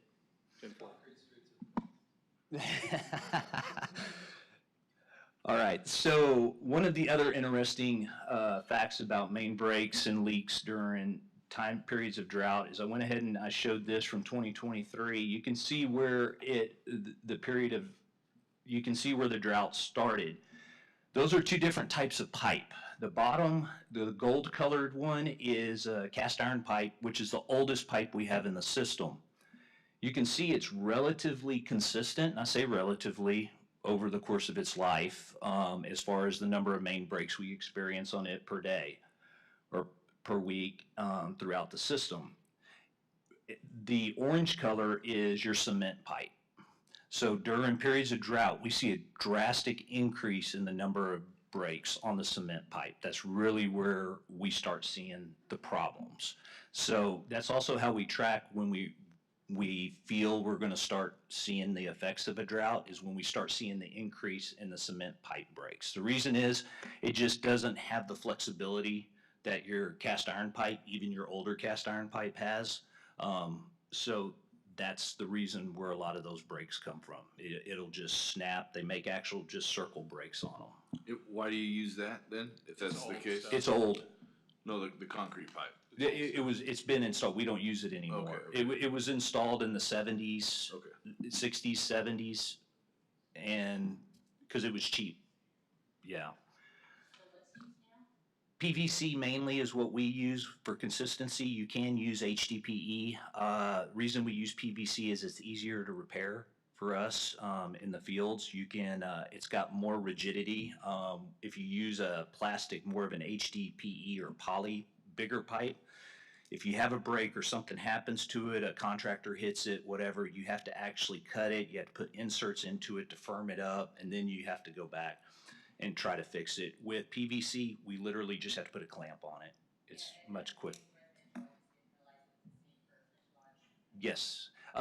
Large pipe, when you get into large diameter, anything over 30-inch, usually you're starting to look at steel, or you start to, it's a cost component at that point.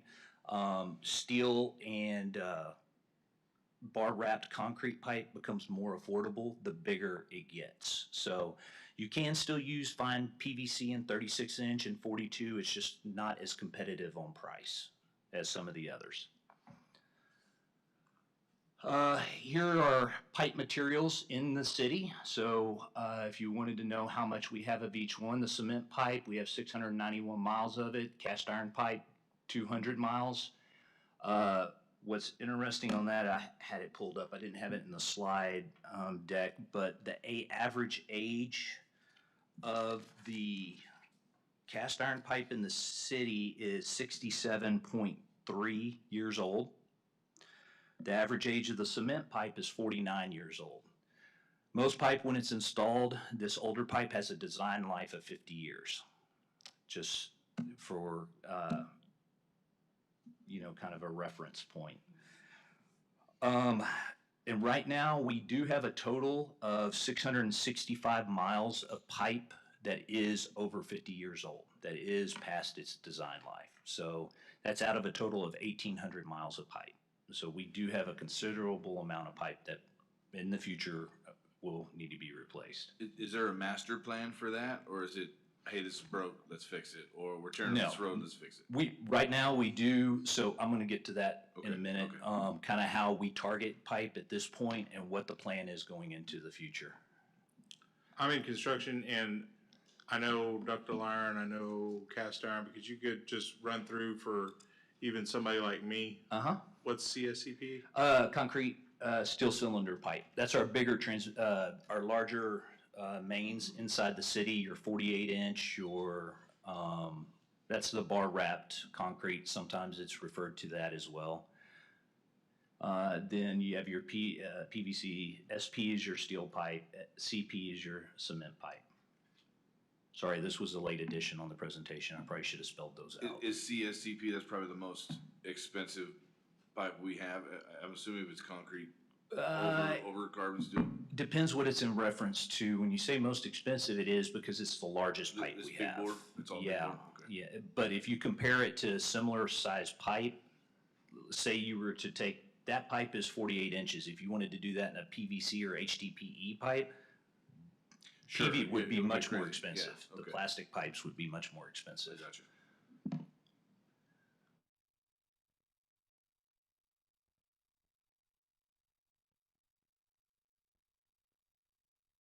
And is all of that just distribution, or is that all, is the Mary Roads pipeline in this calculation? No, that's just distribution. Just distribution? Yes. Okay, got it.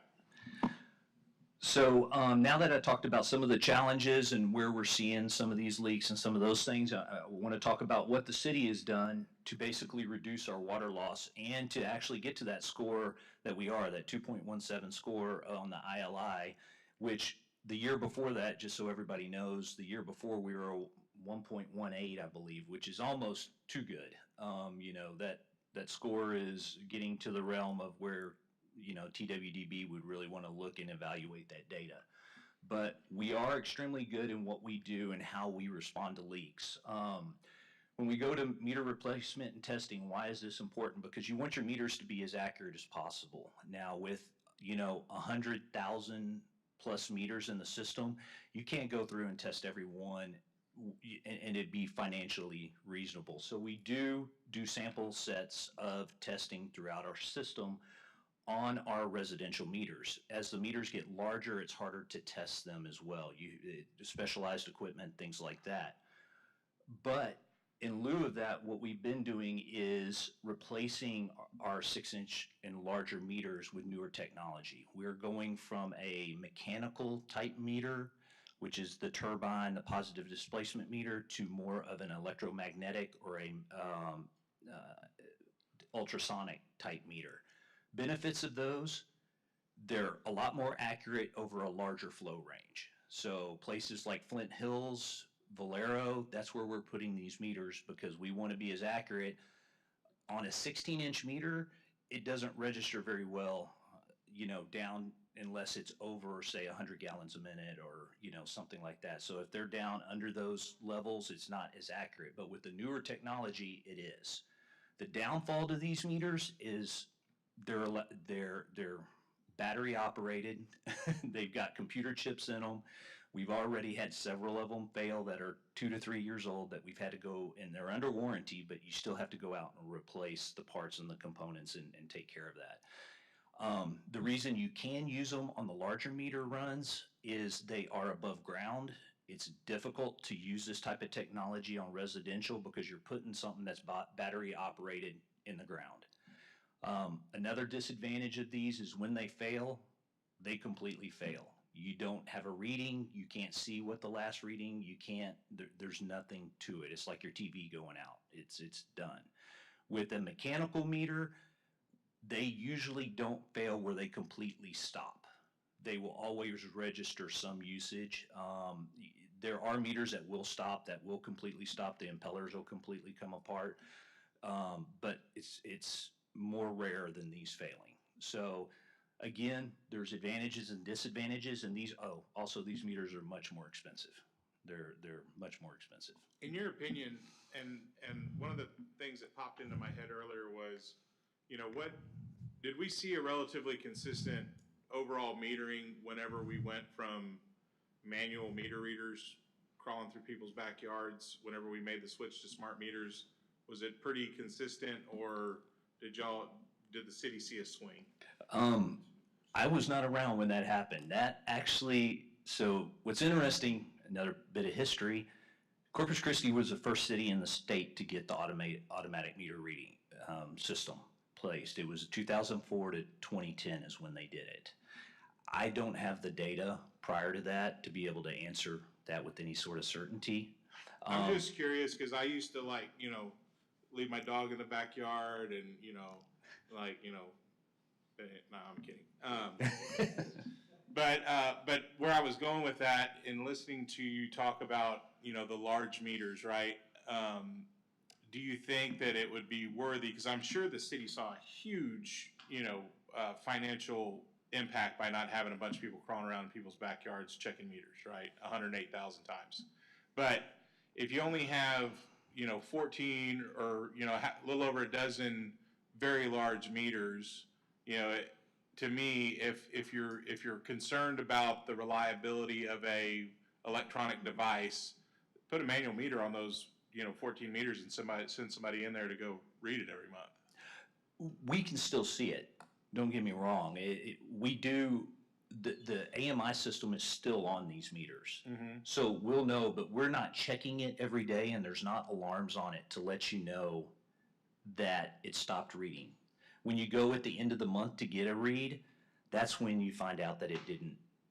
Well, if it is seriously, if you have trouble backtracking that thing, I mean that, mm-hmm. and that's leading to a significant number of this unbilled water, then that might be a worthy investment. Right, and well, I will say the newer meters are not. The older meters, I would say, contributed more to what you're looking at here on the water loss than the newer technology. The reason is these are much more accurate.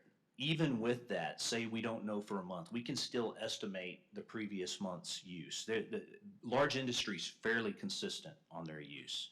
And we are getting better technology to where we're working to get alerts when these fail. So that is one thing that we are trying to work out with our AMI system. We do have I alluded to again, CIP project coming forward in the future. If council decides they want to move forward with it, it will be very expensive, but to look at updating from our current AMI. We've had it, like I said, since 2004, and they are not the premier, I would say, AMI provider anymore, like they were back then. So there's a lot better technology out there that we could utilize. Is this sorry if you already said it, is this regulated by the state on, like, I know, what is it, the Department of Weights and Measures or whatever? Like whenever you go to a gas pump, you know, it basically says this is certified that. It is. What it says on that little screen is what you bought. Yes, that's right. Yeah, it has to be, when you buy it, it has to be between 1.5% error range of 100%, up or down. Okay. Either direction. Now, that doesn't mean over time, as that meter fails, that it's still going to fall within that range. But if we test it and we find it outside that range, we replace it. And that's why they would suggest you have a meter replacement program. There's no state agency that with any kind of frequency comes out and certifies a water meter? No, sir. Okay. No. With that, most residential water meters, they will last around 15 to 20 years is what they'll last. That's where we're getting to with our current meters that were installed between 2004 and 2010. That's one reason we put that on the CIP project. We did go out, and on that sample size of residential meters, you can see our overall accuracy on those is 99%, with the high end at 97, the average mid-range was 100, and then the low end, which is kind of what I was showing on that 4-inch meter. What happens on the low end is that's where you have the drop off, and it was around 94% accurate. But that's again, if you look, that's a 1/4 gallon a minute. That's a very, very small flow. What else we've done, and this is a credit to City Council and Peter, is the water pipe replacement investment. And this is one of the best things you can do to, of course, reduce the real loss, the leakage in the system. You have to increase the investment in the pipe replacement. FY23, we did 38 million, 24, 40, 25, 46, and anyway, you can keep seeing how that went up. When I first started, we were doing about $4 million, and that was around 2015, $4 to $6 million. So we have substantially increased our investment in the replacement of pipe. One of the Go ahead, Laura. No. Don't other cities have like a citywide leak detection sensor system? Not all cities, and No, not all cities, but I've read that some do, and it's like an automatic, detection of a leak that gets reported. They use, and we've tried 2 or 3 of them. They're very hit and miss. That's what I'm gonna say. There's a lot of salespeople. We've actually used 2 of the top ones. I actually tried one. The last one I tried was an AI version. Yeah. And it told us we had 3 leaks. We dug up and there was no leak.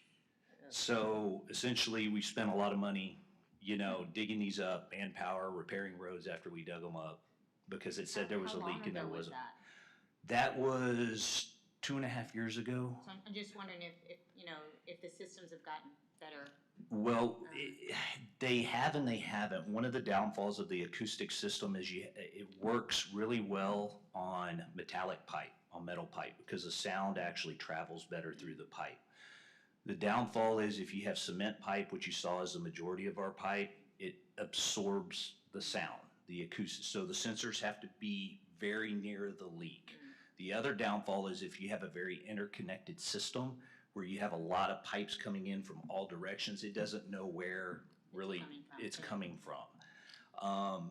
So there's a lot of, while it's a good technology in some areas, it fails in others. Now, one area it's really good in is how we used it on Mary Roads, and we have a project going to council in April where we'll be using it on on a couple of the larger lines that go across the Laguna Madre underwater, because we can't obviously see leaks there, to the island, and then the line that goes to Port A.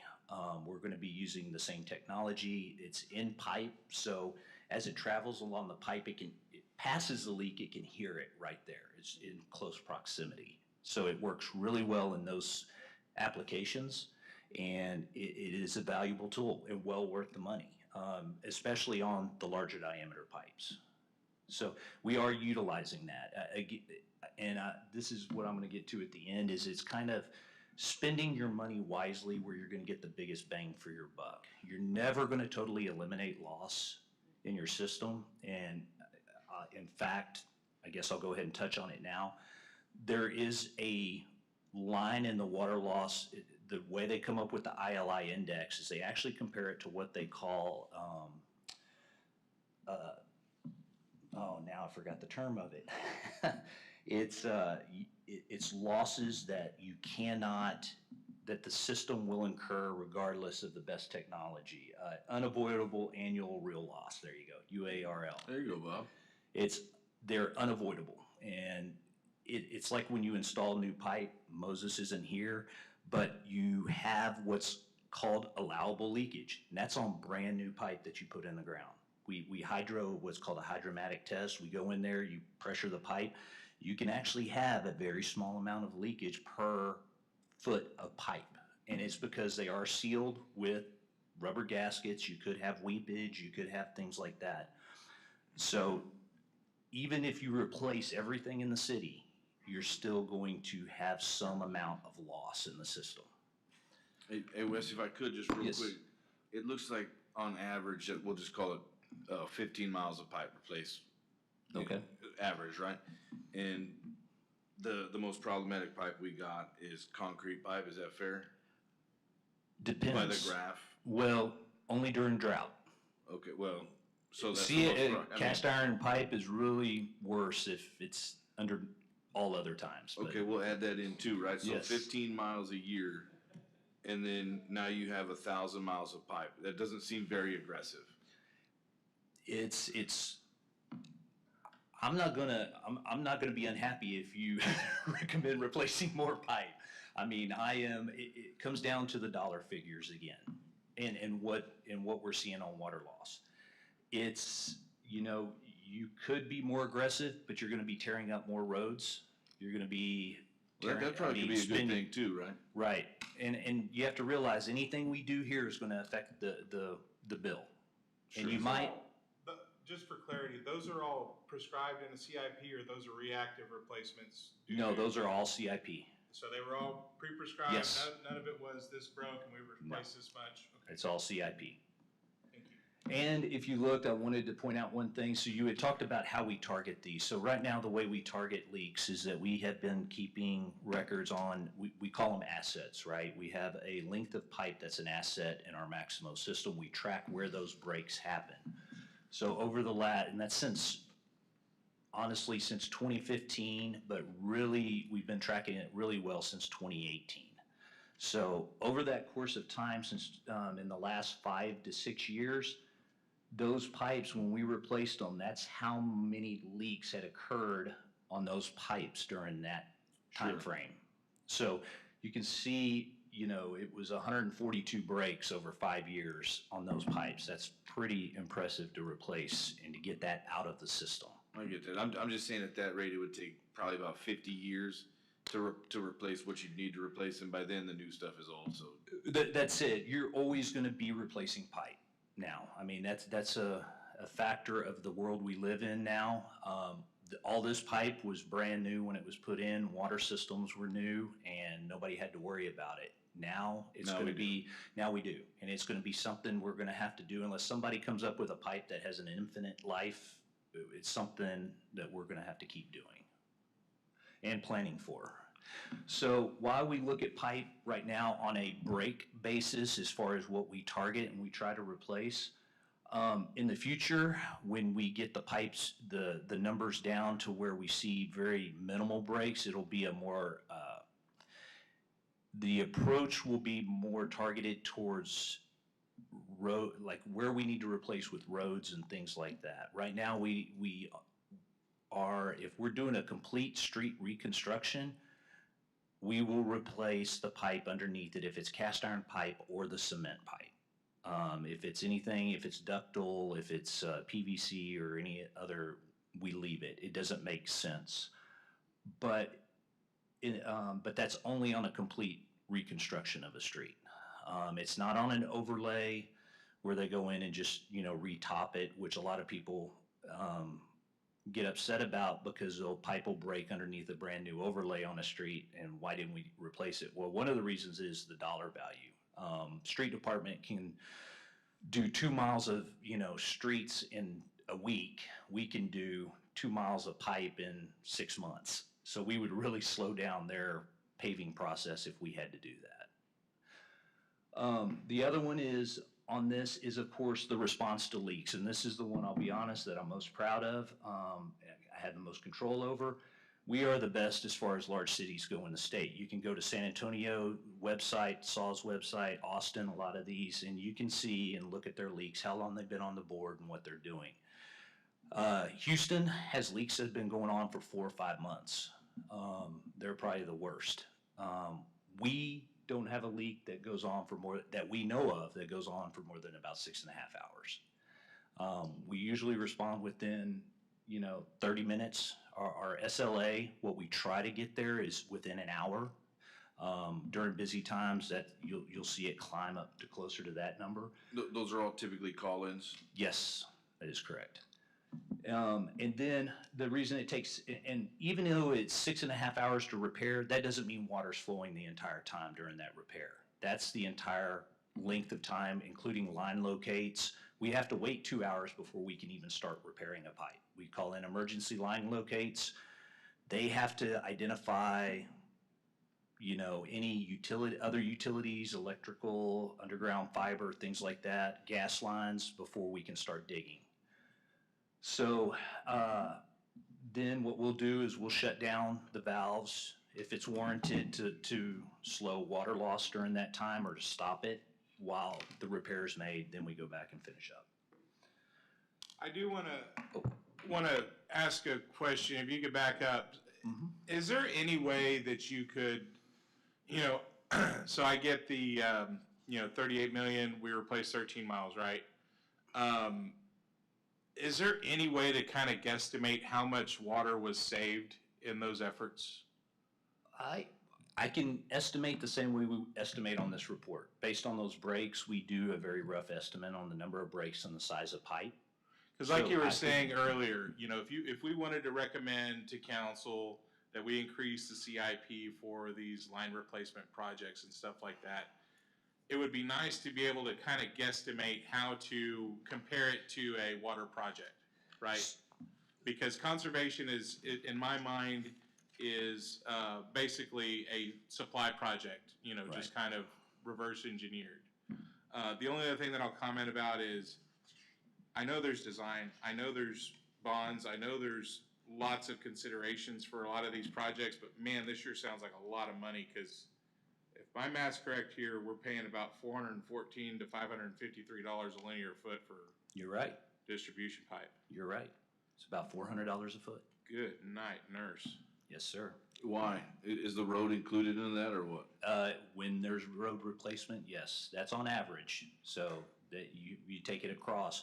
Without road, you'll pay closer to $200 to $300. With road, you're going to pay over $400. Are y'all doing it or contractors doing it? We have our own crews that can do pipe replacement. We typically focus where there isn't a road or heavy traffic control that has to be done. But we can, yes. And we do smaller pipe, although my crews right now are working in the well fields, putting in the well field pipe and the discharge pipes over there. So that's kind of where their area of focus is, the construction crews, not the repair crews. Okay. And I wanted to touch on Michael's point a little bit, because you said that you had to kind of guess on water leaks, right? And I'm just going to use a very simple number, right? If you distributed 100 gallons, you sold 60, 10 was for fire, 10 is unpaid bills, 5 is inaccuracies in accounting or metering or what have you, would that not lend to a 15-gallon leak? Like, why could you not do the math like that? If you know it was distributed, you know it was sold, you know where everything else went. The stolen water is the hard one. Well, and the meter accuracy. So technically what you're seeing is, Well, that's the 5%. Right now, you're at about 5%. If you look at what's metered versus what comes out of the plant, There's about 100 million gallons out of the plant. Let's just use rough numbers. This isn't exact, Sure, right? sure. Yeah, But that's just what- rough numbers. 100 million gallons comes out of the plant, 95 million gallons is what we bill. Okay. So you have 5 million gallons you have to account for. That's 5%. That's today's numbers. You have, if you want to account for unavoidable losses that we talked about before, the city of Corpus Christi's unavoidable loss is 1.5 million gallons. Okay. Approximately. That's on the Texas Water, that's the calculation. fair. That's their number. Say our meters are really accurate, that's another 1.5%, 1.5%. Let's just say, that means we're at that 98.5% threshold. That's not even assuming they're off any more than that. It's another 1.5 million. So you're at 3 million gallons. That means you have 2 million gallons total a day that you could contribute to leaks, fire hydrants, flushing, everything else that's in the system. But Theft. there could be a metric for that too, right? Well, what I'm saying is I feel like if somebody wanted to put the effort in, you could probably get real close to what leaks every month. It's really difficult because of the metering. The apparent losses Put a number are. on it, right? I mean, just. But the right or higher, wrong, the right? higher the number I put on the metering, let's just say I put, hey, to me, it's closer to 4 or 5%. If we're doing 100%, that means we have no leaks. I mean, if I up that meter number high enough, the inaccuracy, I can eliminate losses due to leaks. I get it, but there's gonna be a number that makes sense. It does, but there's such a small range. And this is one of the struggles, if you read the M36, that, most utilities struggle with, is trying to figure out what that is, because it's not just about the accuracy of the meter at normal flows. It's how much water are you losing during those low flow period times to the accuracy levels there. Like I said a minute ago, it's only a 1/4 gallon a minute at low flow, but it was registering 94%. Well, if every resident is doing that, how much water is that? I'm just curious, because that's why we did this at 7.5 MGD, right? That is a water project if you could capture the majority of that. So is there a meter when they do a flush or the fires No. are doing it? Can there be? Can they simply, hey, No. that way we know how much is going on? They estimate the amount they use based on the flow of their truck and things like that. But again, it's an estimate, and it's dependent on them actually running the right time frame, the right pressures, the right, all the numbers through. Carlos, did y'all have meters on your pumper trucks? Yeah. So are we to understand it's impossible then, or difficult? Because I'm okay with difficult. No, it's to get how close though. I can't give close you as how. possible. We are. That's what we're doing. We actually collect really good data. I think our numbers are really good. I mean, The only way to we're really close. figure it out is if 23, 24, and 25, based on those investments, y'all had any improvements on your ILI? No. You didn't, or that's not accurate, you're saying? It's the systems every year the pipes are getting a year older and we're getting, but even on years, and I'll go to a slide here, I think I have one I'll show y'all here in a minute that shows kind of the tracking. I'll finish up here. This is the ILI. Okay, I didn't mean to jump. This is the ILI. Again, the top score is 1 to 3, like I had said. That's where we are. And I already talked about the unavoidable real losses, so we can go past that. Here's where the city falls in the 12 largest utilities in the state. This is last year. We were 100th of a point off from being number 2 in the state. I have a question on that. So, and Nick kind of got sad whenever I brought it up, but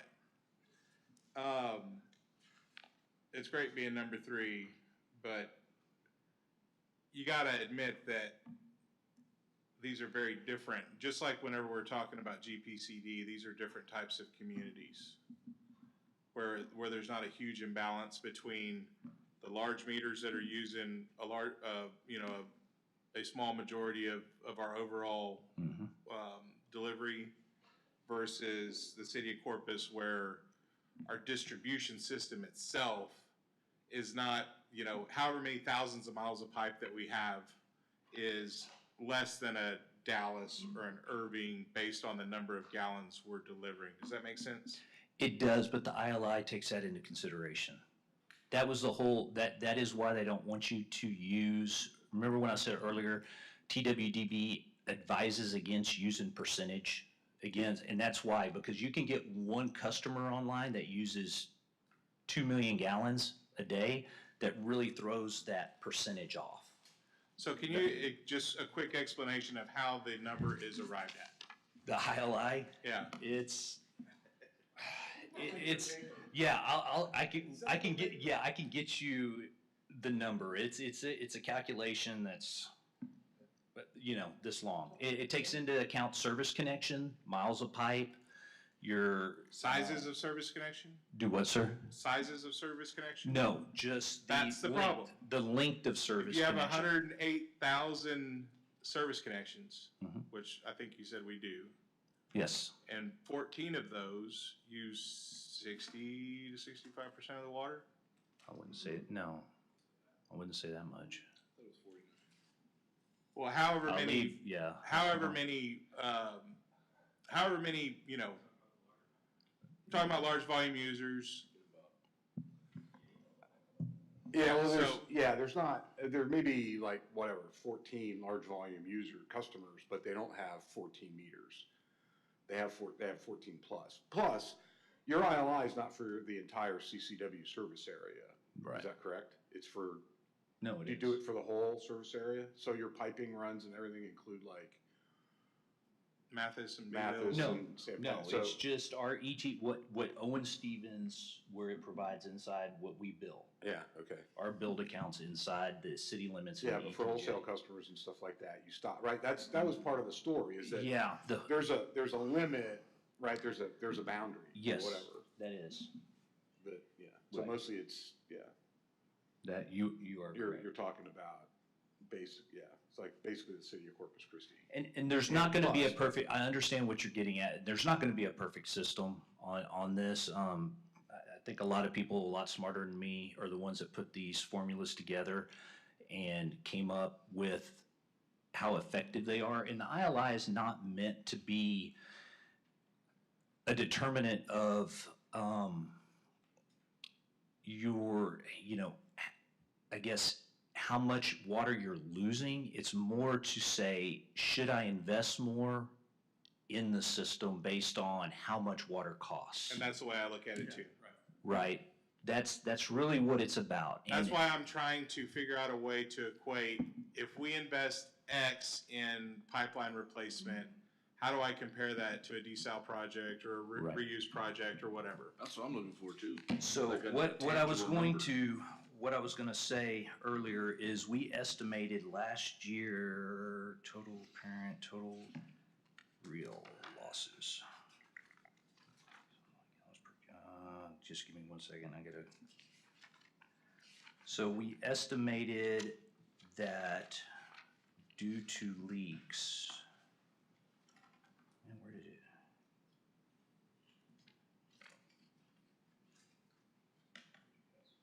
Yeah, I'm looking on here. I might have to do a calculation real quick. Go ahead. 59 million gallons due to leaks, reported That's- leaks. In a For the entire year. That's for the entire year. And those are, you're speaking of leaks that occurred just from the pipe sitting in the ground and the ground shifting. Or just getting older, But fittings these are not- breaking. These are not strikes by a contractor. No, actually, that's included in there. So It's that's everything. all included, and that's only 59 million gallons total Yes. for the entire year? So Yes. that means we lost, doing the math, 161,000 'Cause gallons a day, that's- that's it? That's the numbers that I was asking for when I was looking for this. Like, And- how much was firefighting? How much was unbilled water, or people that didn't pay their bills? Right, so what happens though is that while we estimate 59 gallons, you go back, there's still a delta left, right, from the plant across the city after we enter the meter inaccuracies and Right. everything else. And that total was 1.1 billion for the year. Right. Now, what they do with that is they just stick that into leaks. They don't say, okay, your meter accuracy is off, your theft is off, your firefighting, your unknowns are off. They just take that delta between what is left and they assume it's all unknown leaks. That's how this report works. I don't agree with it because I think, I'll tell you right now, if leaks in the city of Corpus Christi are relatively easy to find. Now, in some cities where you have concrete, a lot of concrete, you're right, it's hard to find leaks. They'll seep into the ground, you'll never really see them. Most of our pipe lies in easements and right-of-ways between curb and sidewalk, things like that, under asphalt. All those areas, you're gonna see water. You're gonna see the water come up. With that math, it would mean that 7,338,357 gallons are due to firefighters and people not paying their bill. That would be Not paying their concern at that bills. point. No, not paying their bills is separate. Stolen water maybe is what you meant. It's a lot of Theft. stolen water. We don't know. It could be unknown. Some of it's unknown leaks. I'm not gonna disagree. There are small leaks in the system that we probably don't know about. If you could educate me, where would an unmetered water source amounting to 7 million gallons a day come from? No, Just an idea of how that would happen. 7 million gallons a day, you don't, I mean, it would be leaks, or we are off on our meters, our meter accuracy. We're off on that.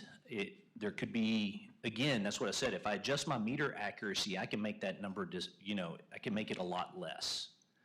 If I raise my theft, I can make it a lot less. That's why these estimates, and I think this report is misunderstood sometimes, is that we put in our best guess. Our best guess might not be totally correct. And if you look at the report, you actually do on the side, they give you a confidence interval. How confident are you in what you're trying to determine? So. And this report is very prescriptive, right? This is, the calculations in this are. Yes. They tell you, you don't have any variability. You have to put in what they ask you to put in. It's not like you can take out somebody, put somebody in, it's.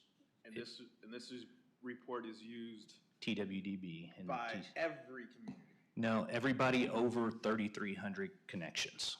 But it expands, it tries to make it even across the board for those numbers that you just said. Right. And that's why the ILI is kind of a normalization of everybody's score. That's why they use that, so it normalizes even small communities against big communities as well. Difference is small communities don't keep as good a data. They don't have the resources to be able to track what larger communities do most of the time. I know it's really hard to figure out, right? I was hoping this presentation would at least isolate the ones that we do know, like how much water is not paid in unpaid water bills and stuff like that. Well, I can get that, but that doesn't go into this report. I know, and that's not what because I kind of requested this presentation. Okay. Because what I wanted to know was, in our overall loss, right? And Nick got a little defensive, but I wasn't trying to attack the water department. I was just saying, hey, as a committee, it is our charge to make recommendations on, because if a large percentage of it is unpaid bills, then we could make a recommendation to increase utility assistance programs. Right. Or if a lot of it is, broken and leaky pipes, then we could make recommendations to increase the CIP, like you would love to have happen.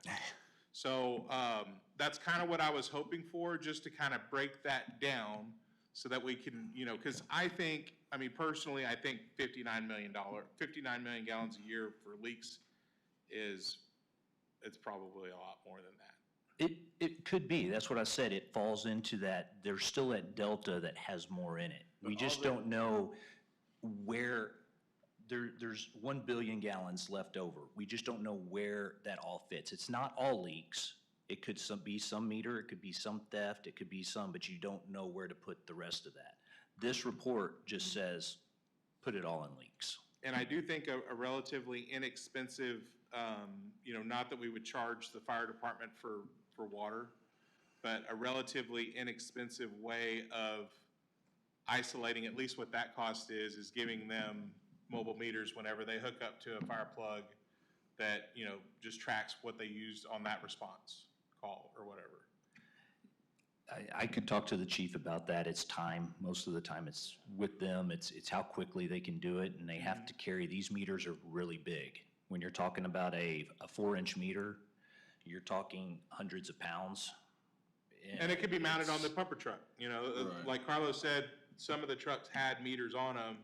Yes. You know, and so whenever you're ordering trucks the next round, include, you know, if you're doing it that way, I'm sure it's a $500 option, you know, on a $4 million truck. If it goes onto a pumper truck, sometimes they don't connect to them, and I think that's really where they estimate if they just connect to the hydrant. I think it's a good suggestion that we Yes. talk to Chief Wade and maybe make it an importance, highlight the importance of really getting good data when they're out in the field and how they do that. Make sure, one, it doesn't interrupt their public health and safety aspect first, but, you know, just saying it is important to the community to track the water use by those facilities.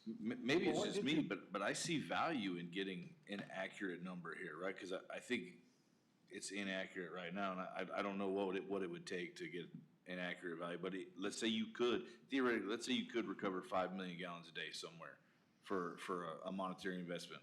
I think that would be great for the city of Corpus Christi. Recover as in? Find. Or just find it. Yeah, it wouldn't be water. It wouldn't be water that would show up in the system. No, it's more of an accounting. It'd be water that would stop Conserve. disappearing. How about that? Yeah.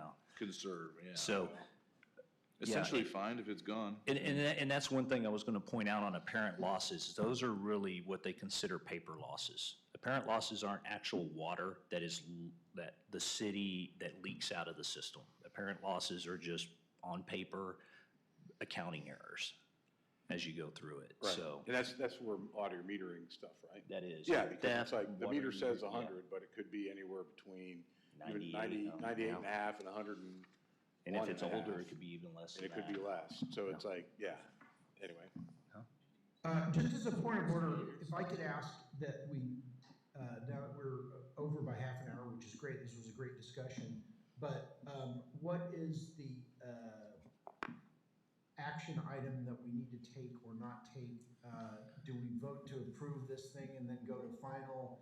Do we schedule another meeting? What do people want to do to dispense with the task at hand? So that's good. That's good. So let's now move to, thank you very much. I think we had a good conversation over water leakage and getting it from Wes. Thank you, very Wes. much, Yes. Wes. So yes, next steps. So let's. Sure. So there are a few options for all of you to decide on what to do next. We reviewed, out of the proposal of the changes, we reviewed about 15 out of 32. So let's say below 50%. So option number one is this committee meets again to review the proposed changes for the remaining ones. Option number two is you read the document with your time and provide comments so that the team receives the comments and make changes to those. And we can have open documentation and communication with all of you so that you are aware of what's happening in the other comments. I cannot think about a third option, so I will just open it here. I don't know, Esteban, is there a third option?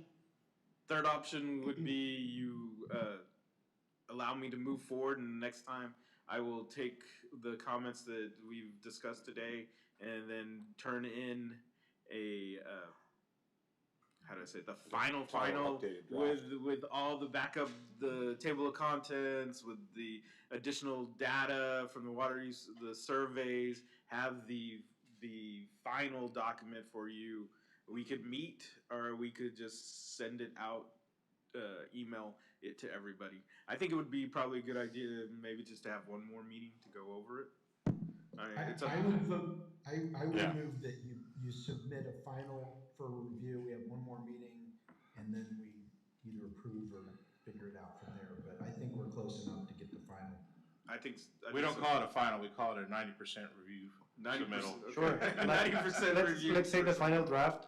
So under this path, for the remaining points that we didn't discuss, or if you have any additional comments, you would please share with me and with Steven so that the team can work out in that final draft.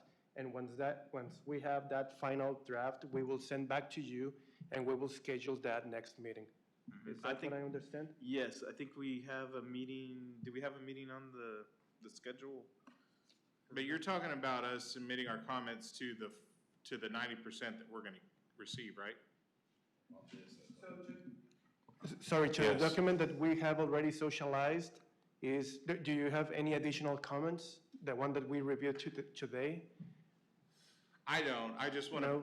I wanna be able to see the 90% review draft. Okay. I wanna make sure that Nick's not too sexy on it because All right, have so to charge for this. what we can do is, we can consolidate all of the comments that we received during this meeting, the additional comments that Gail shared through email, Laura shared as well. If you have any additional comments that you want to share by email, do that this week, next week, so that the team can work in the adjustments. We can have the final draft back to you, and after we have that document back to you, we can have the next meeting. So now let me check when, do you know, Steve, when was the next meeting? April 10th? April 10th. Maybe we could put it on April 17th? Would y'all be okay with that? I'll be out of town.